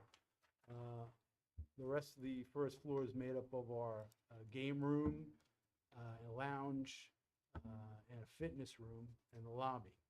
So one of the challenges is providing handicap access. So I need to provide that access not only for pedestrians on Main Street, but also from people parking in the back. So part of that challenge was met by putting the retail up on the south side, so I'm able to access the parking in the back. People can access the retail space from the back. And then we have a lobby entrance for the apartments that is along Main Street, and that's 6 feet, a 6-foot drop in floor elevation. So we have a double-sided elevator. You come in along Main Street, you enter a lobby with a nice high ceiling, and then you're able to take that elevator up. The first floor is 6 feet up. From that, you go out the back side of the elevator. You can access the rest of the first floor amenities, and then we go up from there. So it is a 4-story project, which is envisioned as part of the master plan. And part of our benefit effort is providing the connection from the back, from the Rail Realty, and having pedestrian access from the back of the property to the front, which was also an item that was envisioned in the master plan. So we were trying to address that. So the building does meet all the zoning requirements. The issues to discuss are applying that benefit. Incidentally, the site is 20,400 square feet, and it's more than 75 feet in width, so it meets that criteria. We're providing 30 parking spaces on site. The calculations are requiring 45. And because we have the ownership and control of the property in the back, our proposal here to discuss is the Rail Realty project was approved before the update in the zoning code. So that project was built under the old zoning, which had 1.5 parking spaces per apartment. So the project has 74 apartments. So we had provided for 111 spaces. So by reanalyzing the calculation based on our new C2 zoning code, we have 37 extra spaces, which the owner and applicant is comfortable with their level of parking they have for their tenants and for this project. So we were looking to utilize 15 of those spaces, so we have 37 extra in the calculation, and our project would be utilizing 15, so that's leaving still an additional 21 spaces for Rail Realty project. And also, part of that is we had an agreement when we constructed it. We own the lot that's across the street on Linden. And when we came in initially, we were able to provide all the parking for our project on our property and our separate lot on Linden. Then at some point, the agreement was made through the village as to how to utilize and combine and share that spot. So we will address that a little bit further. So I think I'm covering my bases here on that. And if there are any questions. Oh, important is that this would be, the footprint's about 10,000 square feet.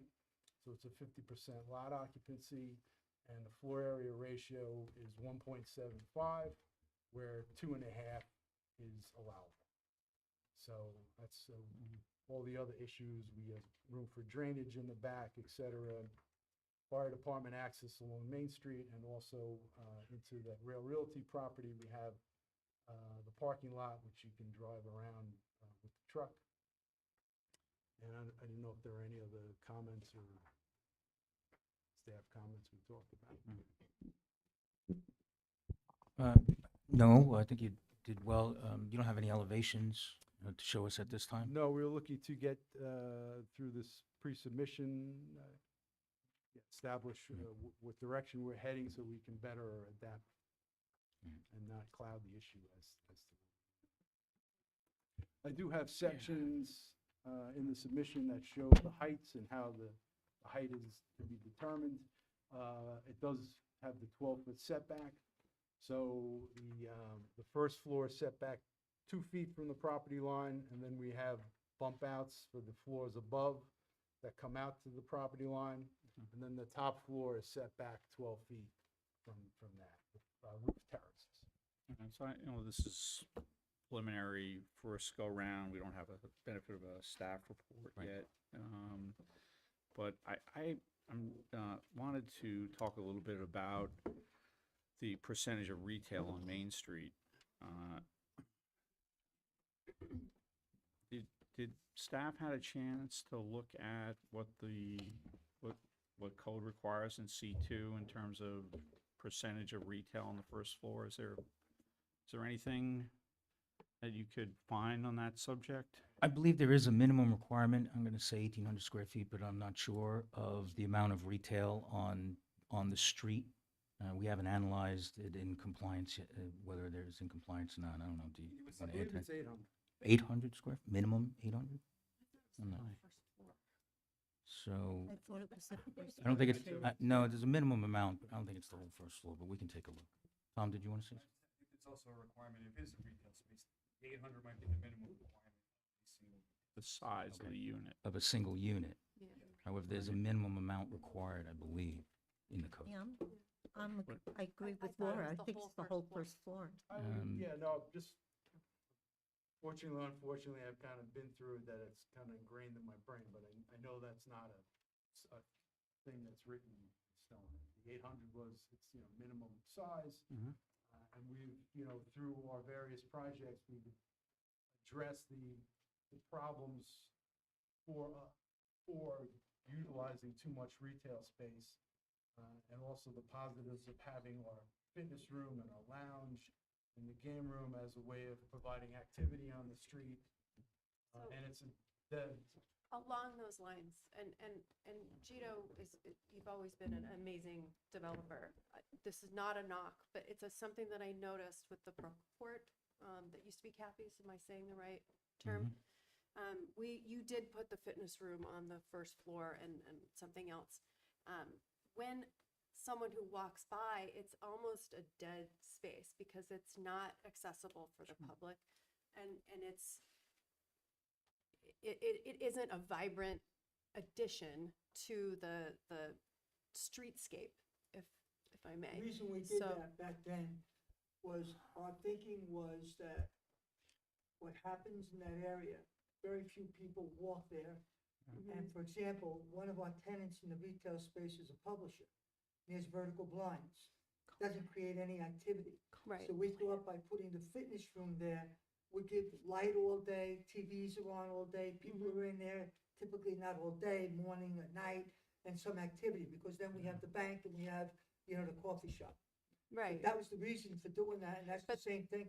I get it, but that whole area now is like, again, it's not a knock. It's something I'm noticing, and I don't mean to use a negative term, but it's not a public accessible space, and it feels like we almost deterred people from walking there. So I'm just concerned if we do the same thing here. I mean, it is on the corner, so there might not be that many people walking. It's not like you're gonna be able to park out. Oh, it's not on the corner. It's not a point. No. But we're making a whole section that's completely taken away from the public. But it's gonna be, can I just say, it's gonna be well lit and there's gonna be activity. Right. What you have there now, what you've had for over a decade, vacancy. So do you want that? Right. Or do you want light? Part of the lit problem up, is retail nice for looking, rent. and Well, activity? Is it a That's- possibility to make, I don't know. Retail's very different today than what it was. Right, but I don't know what the rules are, but is it a possibility to make the fitness room and the lounge game room be accessible to the public to be able to pay for? No, absolutely. Yeah, Absolutely not. I'm just, because to me, this is just, You may- We people- are we get creating- calls all day long for the fitness room because Yeah. people think it is a real. right, true- because it's on Yeah, the but- main but street. So people think, but they see it, so there's disagreement with you slightly, they do But- see it, because they're calling us, hey, can I get a membership there? This is not, Right. not a joke. But do you, all the I time. mean, is Yeah, anyone no, I else? know, but it's either it's gonna be vacancy, vertical blinds. But this that are is closed, essentially or vacant activity. to the general Well, no, public. but it's lit and it's furnished and there's activity, so it's not vacant. There's activity on the street where now you have, what do you have now? What have you had for Right, decades up right. there?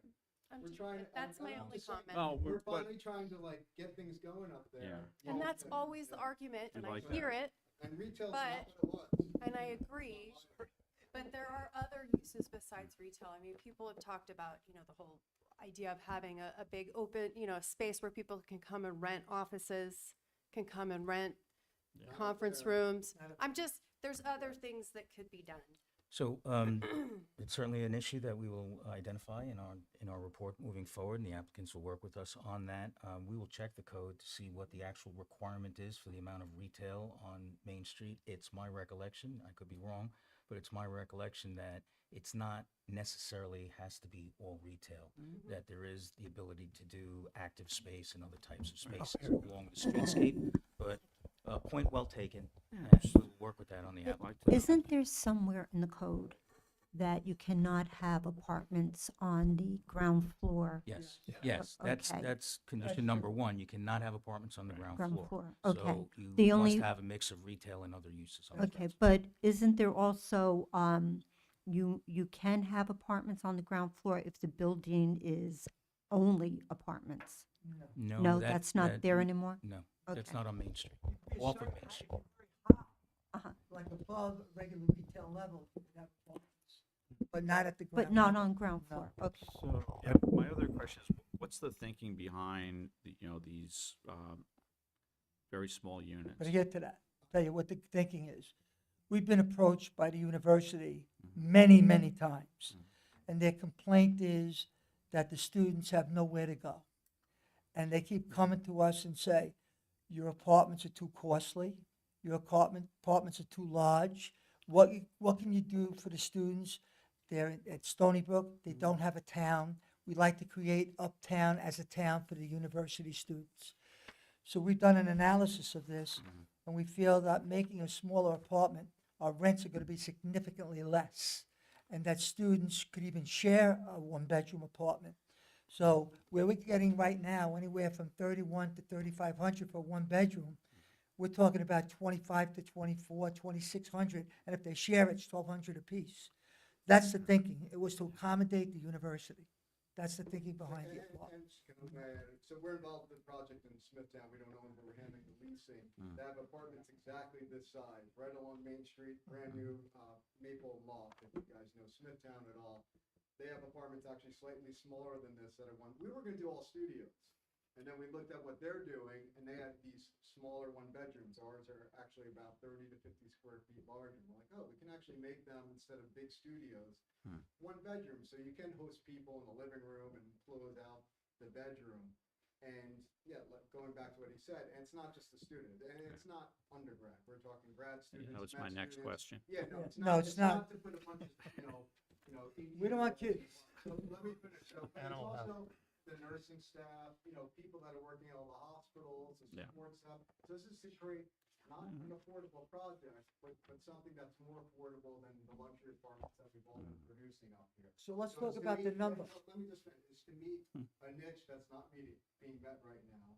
And the way we're designing the kitchens, you don't need a kitchen table. We're having islands, so you can put stools around it. It Yeah. actually sets up really nicely. The bathrooms are not in the bedroom, like the property in Smithtown are. Everything's separate. It's a nice one bedroom. It's slightly smaller than what we typically do, Right. but we're gonna fulfill that niche that's really, it's not being met right now in Port Jefferson. So in addition to that, Lee, the fact is that, with these one bedrooms, you can get, each student to share, and you're at 2,400, 2,500. Yeah. To our shock, we have to put 7 affordables in one North Country because we have IDA abatements. So we went to Long Island Housing and said, what is the cost for affordable? It's $2,500 in the village of Port Jefferson. That's how high it is for the lowest. Yeah, big. Okay, so we're looking to meet almost an affordable component, but with a more luxury touch to it than what Conoco does. Far better than what Conoco, with all due respect. Okay? It's a whole different situation. So that, your point is well taken, and that was something I was gonna embellish upon, because that's the thinking, to bring some students, get the students up there. They wanna create an area for students.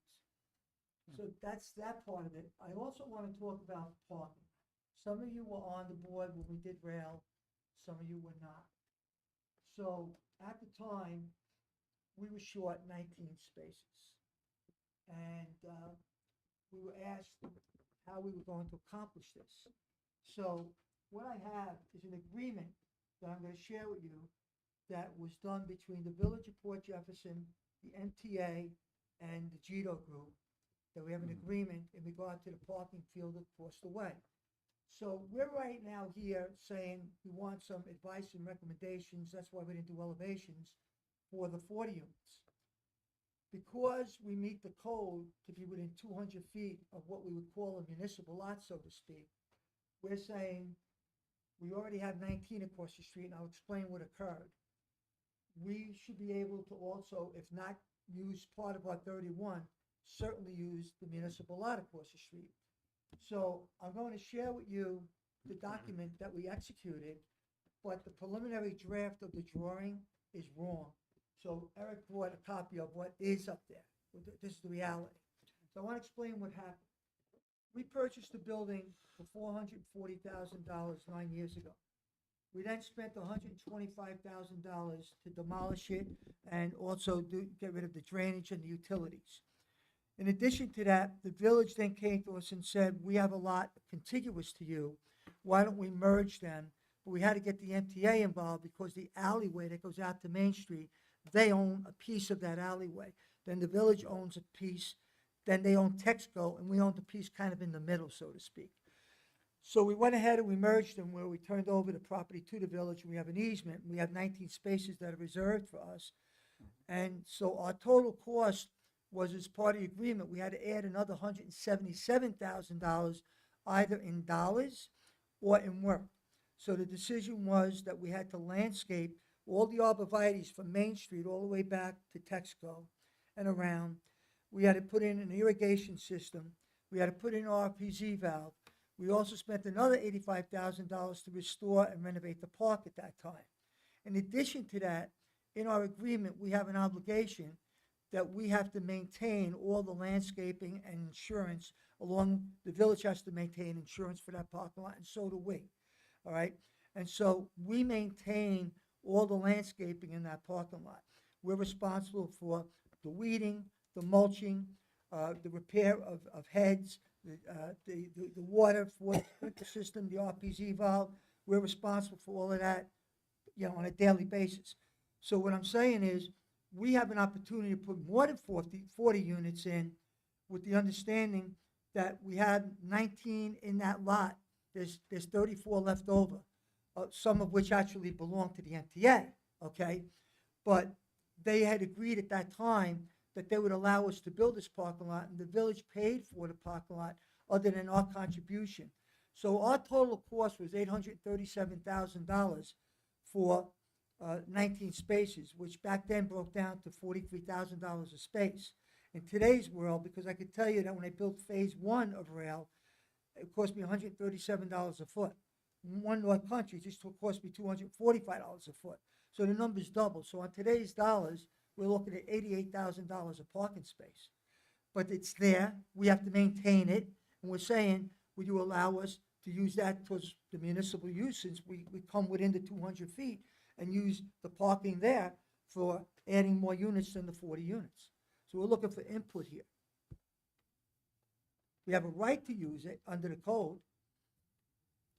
And I'm asking for an answer to Where that. do you fit that in on your site plan? We would have to go back and take a look at that, because we think we would meet the FAR, and we'd have to figure out how many more units we can get.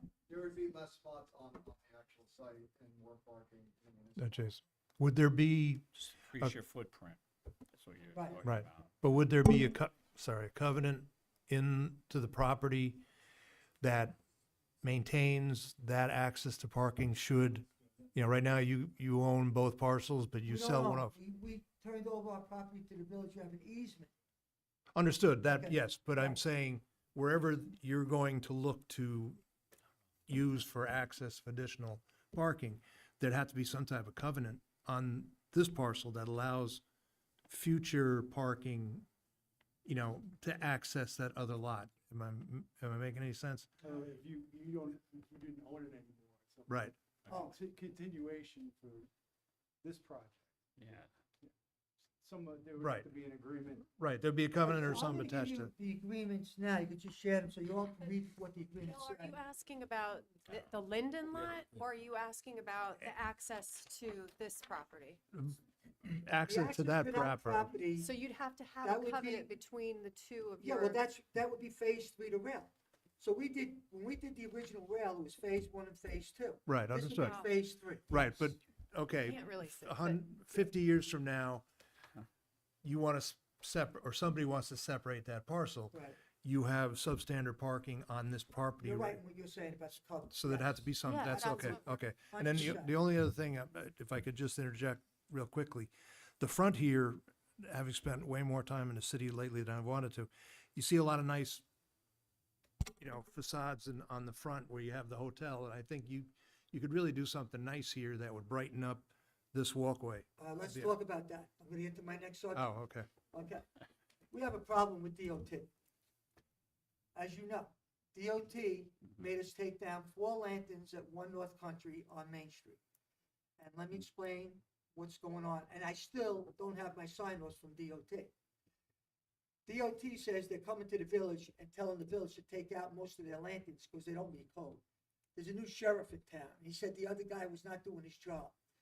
The rule from DOT is that from the curb line to the front of your lantern has to be 18 inches.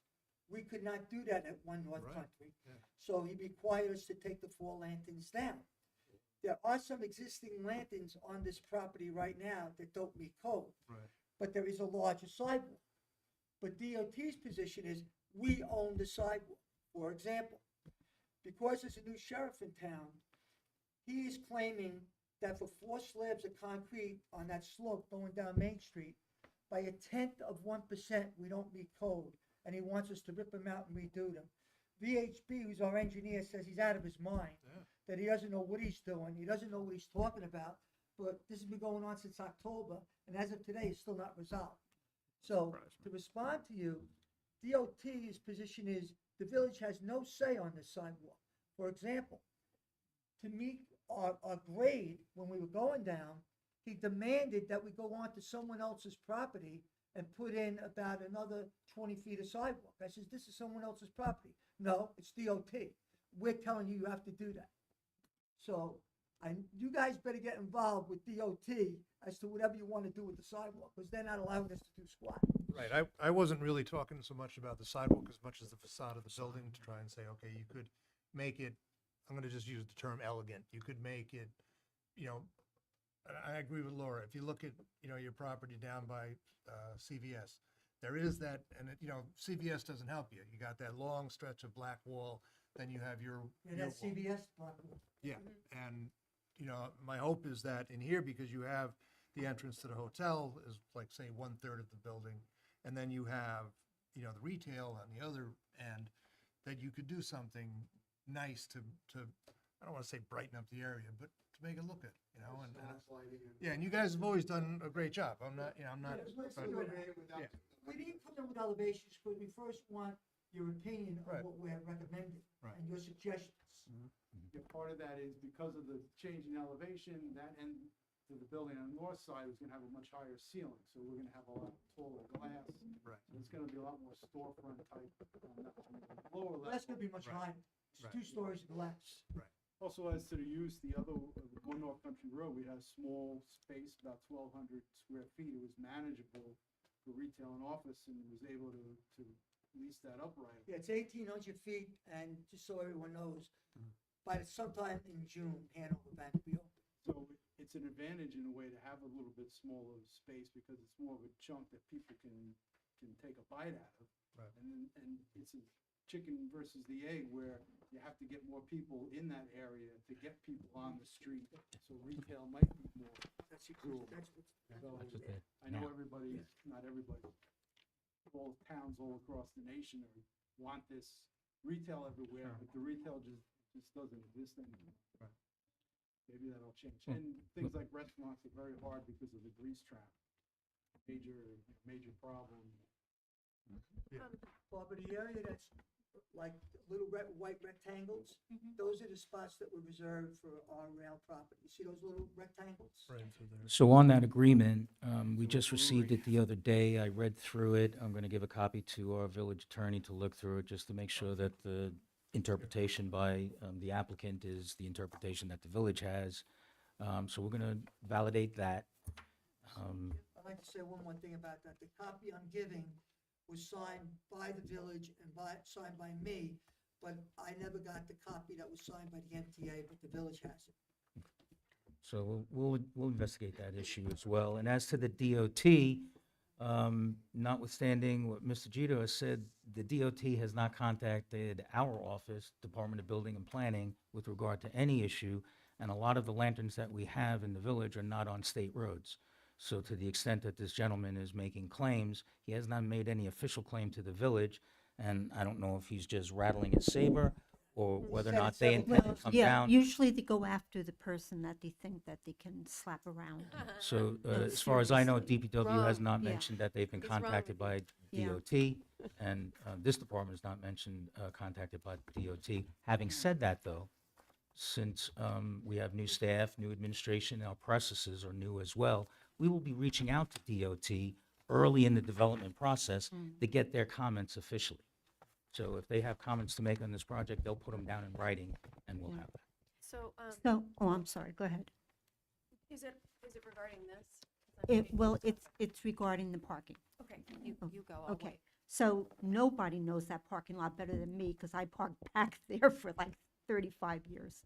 And was Done Right Electric that you had taken down, right, with the red sled? It's funny you say that, because I go on early Sunday mornings, I was telling Andy this, to check my Port Jefferson properties, because there's no one around. I like to check all my Port Jefferson properties, and it's amazing. She's right. No one's in that lot, and they're parking on the both sides of Linden. I'm sure. Yeah, Oh, yeah. yeah. But I think one of the problems, Tony, is that the entrance to, we'll call this Linden Street parking lot, because that's what Peter and I called it for decades. You would come in off of Main Street and then go back, and then you could exit from Linden. The way that it's designed now in a reverse, if people want those handicap parking spaces up near Main Street, and they go from the Linden Street parking lot heading east, and there aren't any parking spaces, you're forced to leave the village. Unfortunately, we didn't design it, VHB designed it for the village. I want to slap them around. You know, seriously, because it was designed more to get people from point A to point B and didn't take into consideration the retail up there. But I do have a question. Right now, when the car wash used to be there, you could get from the car wash to Main Street. Are you keeping that little? Yes, so that's what prompted us purchasing this to begin with. Mhm. As you said, we had the easement going from our property onto Main Street. Mhm. And the person who owned it before us kept trying to design a building that was going through our easement until I made him understand that an easement goes from water to sky.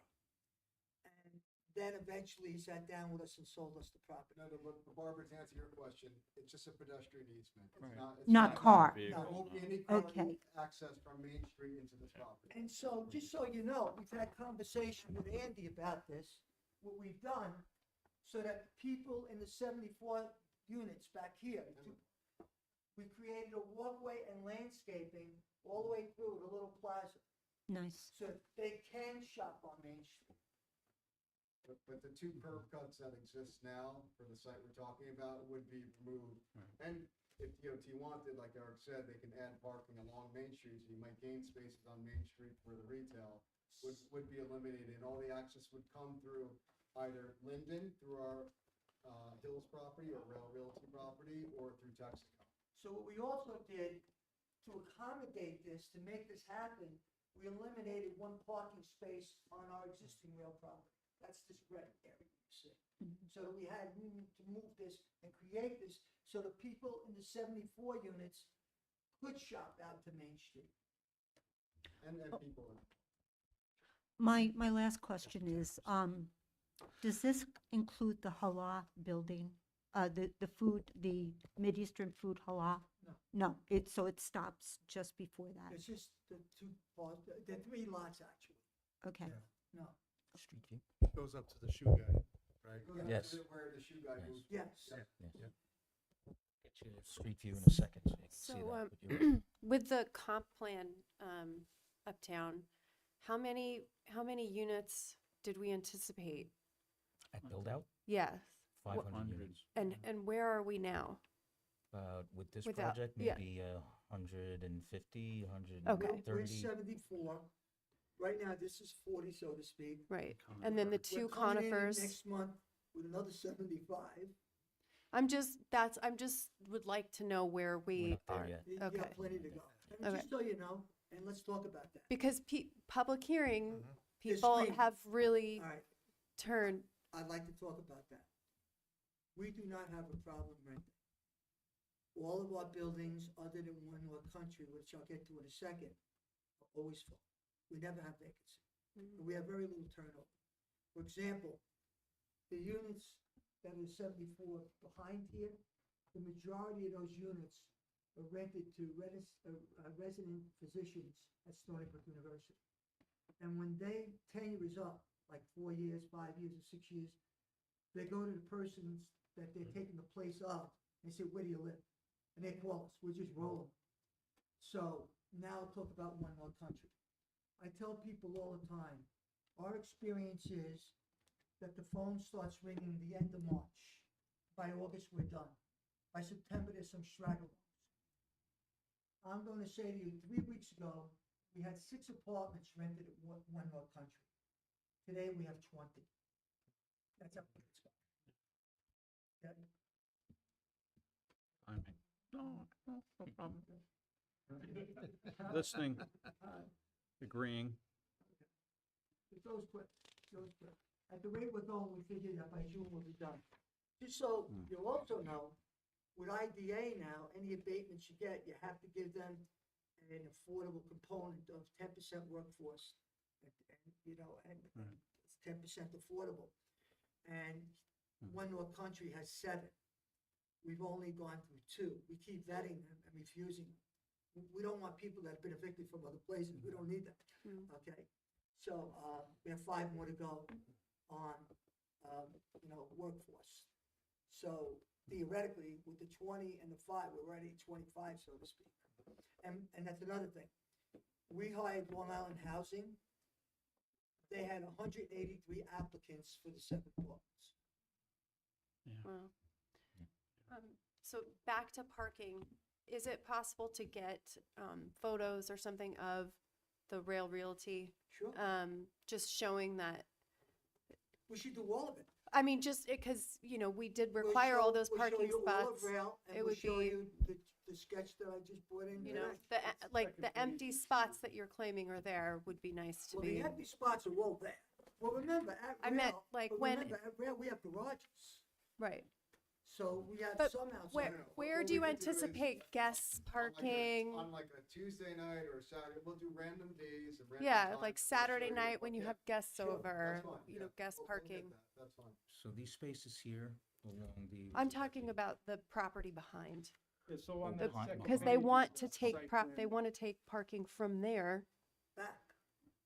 and deed it essentially. And take, and the fact that we're within 200 feet of the lot that actually were part of the municipal, so to speak, because we maintain it, Right, to take them from here. from here, We'll Yeah. have, we'll Right. have a parking distribution diagram that right. shows. all And the then you'd distri- have to, in perpetuity, give those 19 spaces to the main street.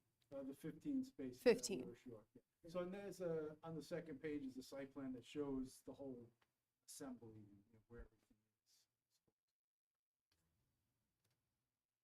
Any other questions? And, oh wait, would we have to amend the Rail Realty site plan then? Because it's No, they're approved gonna- for I that think many parking There would be a spaces. legal instrument, cross-access, and Yeah. a shared use agreement Right. that would be drawn up. and We'd have probably- a legal document. Even though they're technically required to have those spaces for that apartment. Not under the new code. But you weren't approved under that code. Like, you don't just roll over, right? Yeah, I don't know how that quite works. Yeah, you know what But- I'm saying. Yeah. Officially, we'd have to do something. I would imagine. You might want. Or else, In the process. 50 amend years the from other- now, somebody will look at Rail Realty and go, what the heck? What happened to We'd have to do some documentation. whatever? before What were she- the Yeah. what were the spots that were approved originally? Yes. I think, 11. I think our special counsel can comment on how we would Yeah. put that together. Yeah. We'll address that, like, say, But- easements or whatever, we'll address the prior. Yeah, approval maybe and how be the an process amended goes. site plan Yeah, to but Rail Realty, the- possibly. The Linden Street parking lot was always empty, always. And then you used it for your spillover from Rail Realty, and you really didn't have people parking there, right? Yeah. Nobody parks there. Well, they're parking on Linden. Yeah. When the time comes to do parking enforcement Uh-huh. on the various streets, you'll see that once it starts to be enforced, the people will move off of Linden because you want that turnover for You mean- retail, and they will move into the parking lot. You mean time parking? Yeah, it would be time. Okay, I'm sorry. yeah. What did I say? You just said parking, so I Alright, just wanted so- to make sure you meant. So, around uptown, the Yeah. streets are timed. It's Mhm. generally not enforced. When it Mhm. is enforced, you will see people move off of the street into the municipal lots. And if they're a village resident, it's If they're a village fine. resident. Doesn't matter, yeah. No, Doesn't not matter. on No, time, no. time streets, you still Streets, get. you don't get a pass. no, in that lot. In the In that municipal lot, lots, you yeah. get it. Right. That lot was originally planned to be metered, when Kevin Wood was involved, obviously, they laid Right. off that because there's not a lot of activity. So Yeah. you metered it, once again, village Yeah, residents, right. like the rest of the village, be able to park for free. And everyone else is okay. There's a reason. Very good. Thank you. Thank you. All right. Appreciate your time. Okay, we got one more, I think. So I believe just to close this one up, the applicant then will come back with a more formal application that we will put into the process. Can we get this Uh, scanned and for sent a to review. us? We can send that to you. Council's going to review that. Okay. But if you want Alright. to email. Yeah. Yep. Yeah, one more. It's One more. on Upper Port, another one. Okay, the next application for the record, the next application before the planning board is the matter of 116 Oakland Avenue. Again, this is a pre-submission for discussion. The applicant has a concept to develop 116 Oakland. I like to call the project the Walnut, just because it stretches from Walnut Street through to Oakland Avenue. Can I call it that? Can I call it that? I like that. Go on. Good. So the location is between Oakland Avenue and Walnut Street. Up on the screen, we will show the plan. The district, the subject property is in the C2 commercial Sharing. district, but there is an RO overlay over the subject property. Let's see. Okay, so what's being proposed in concept is a 3-story building, demolishing the existing building and reconstructing a 3-story building. With Dr. The Nelson. uses, I'm not sure, that's, Mr. Hadjandreas will explain. And up on the screen, what's happening here, guys? Is it an RO or a PO overlay? So when It's in a you, PO overlay, PO I'm overlay. sorry. if Okay. you're on And what is that? What is that? So it's C2 within a PO overlay. Right. What does that So- do? You see here the C2 zone, and now you see the C2 overlay. The Yeah. subject property is right Right. there. You can see it goes from Walnut Street, which is the yellow street, and then Oakland is the red street. Was this Okay, so the the one with the overlay, I'm sorry. solar panels? That's the one next to it. next to. Okay, so it's this It's one. this one back here. Oh, back there. Okay, I'm sorry. And so it's set back from Oakland, and it almost fronts on Walnut. Okay, sorry to interrupt. Nope, Just that's so I okay. know where we are. The C2 district. So the C2 district has a list of permitted uses. The C2 PO overlay allows residential to go on top of those uses on the ground floor. So that's essentially the purpose of the overlay, is to try to create a gray area between the professional office uses of the hospital and the medical office uses and the main street, to provide residential that could be a transition between I residential on see. Main Street and professional offices in So- the PO zone. So presumably first floor, First professional floor, office, permitted uses in the C2 on the first floor, including professional office. right, And then And then- residential uses allowed above. I got it, okay, thank you. Sorry. Okay? How you doing? Chris Hadjandreas. So actually, what we're proposing is, because of, there's no market for medical or any kind of professional rental like that, we're looking at just building a straight apartment building that would have the look of an office in the front with amenity space, which would be a gym, probably, and a lobby, and have some apartments on the first floor. And then the second and third floors are repeated in terms of apartments. And the rest of the space is elevator and staircases. Because we're going up the 3 floors, we require two staircases. And the building currently that's on the site goes from property line to property line on the width. And we're looking to repeat that because the fact that the width that we need to accomplish the amount of apartments to make this a feasible project.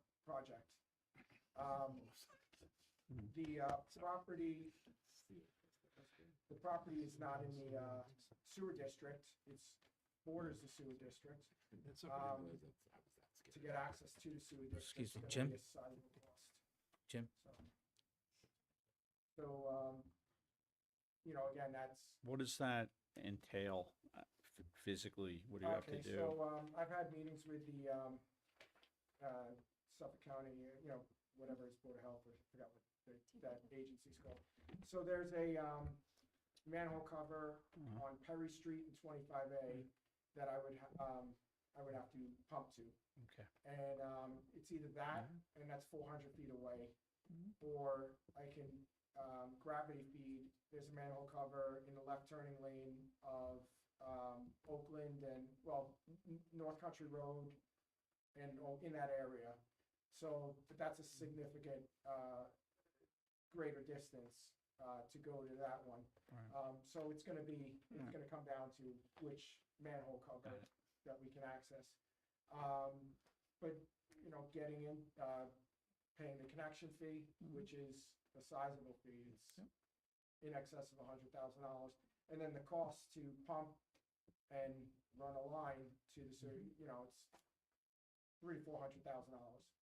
And, at least, and, the cost with, of course, acquiring the property and everything else. We want to build apartments that can be rented and afforded, and that's why we're looking to get the 16 units that we're proposing.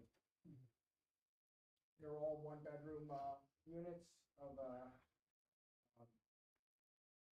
you know, pretty decent size. And the other thing that we're looking to do, we do have 20 spots of parking. The requirement is 1 spot per apartment, so we more than meet our parking requirements. In speaking with Mr. Freeling, there is a plan to make Oakland Street more of a boulevard, more green space, and we do want to have you know, significant greenery on the front of the property to enhance that, what you guys are looking to accomplish on Oakland Street. The building would be set, I forgot if it's 12 or 15 feet off Walnut Street, which is the required setback. And let me see if it's on here. I don't think it's on here, the distance, but it's either 12 or 15 feet.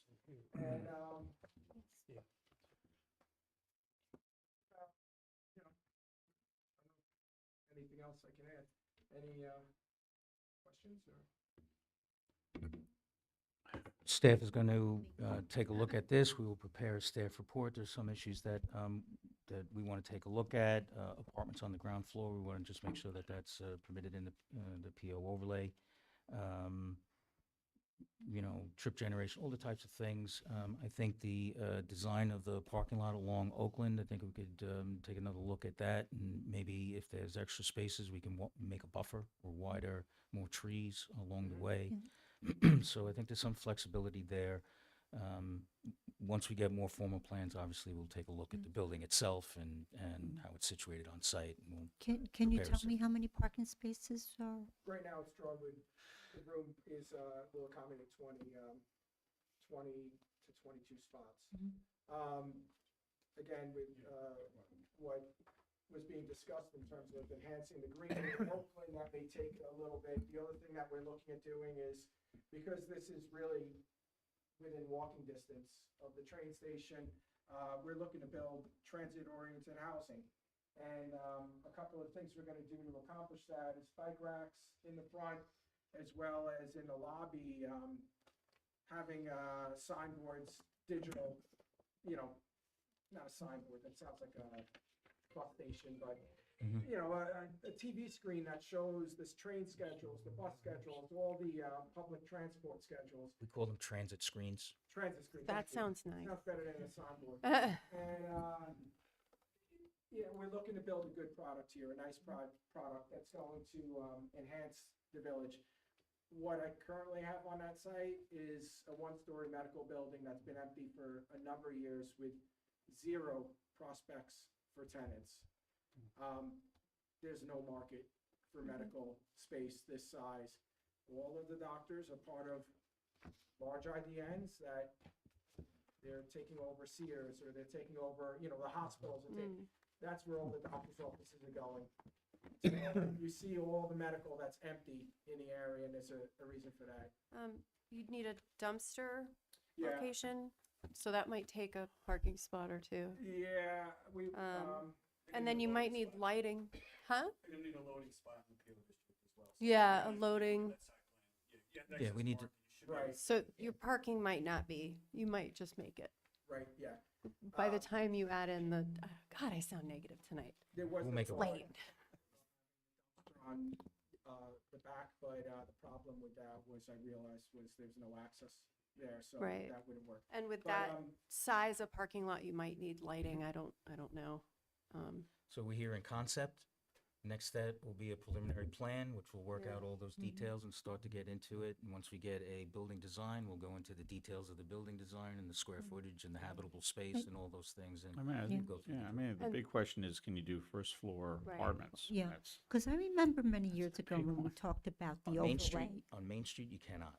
All right. Off of Main Street, though, I'm not sure it's precluded. Yeah, we But gotta we'll look take at a look at that. the code. That's big. We'll take a Yeah. look at Yeah. the code and see if Yeah. that's That's precluded. a big thing. Does the overlay concept go back to the Vision 2010?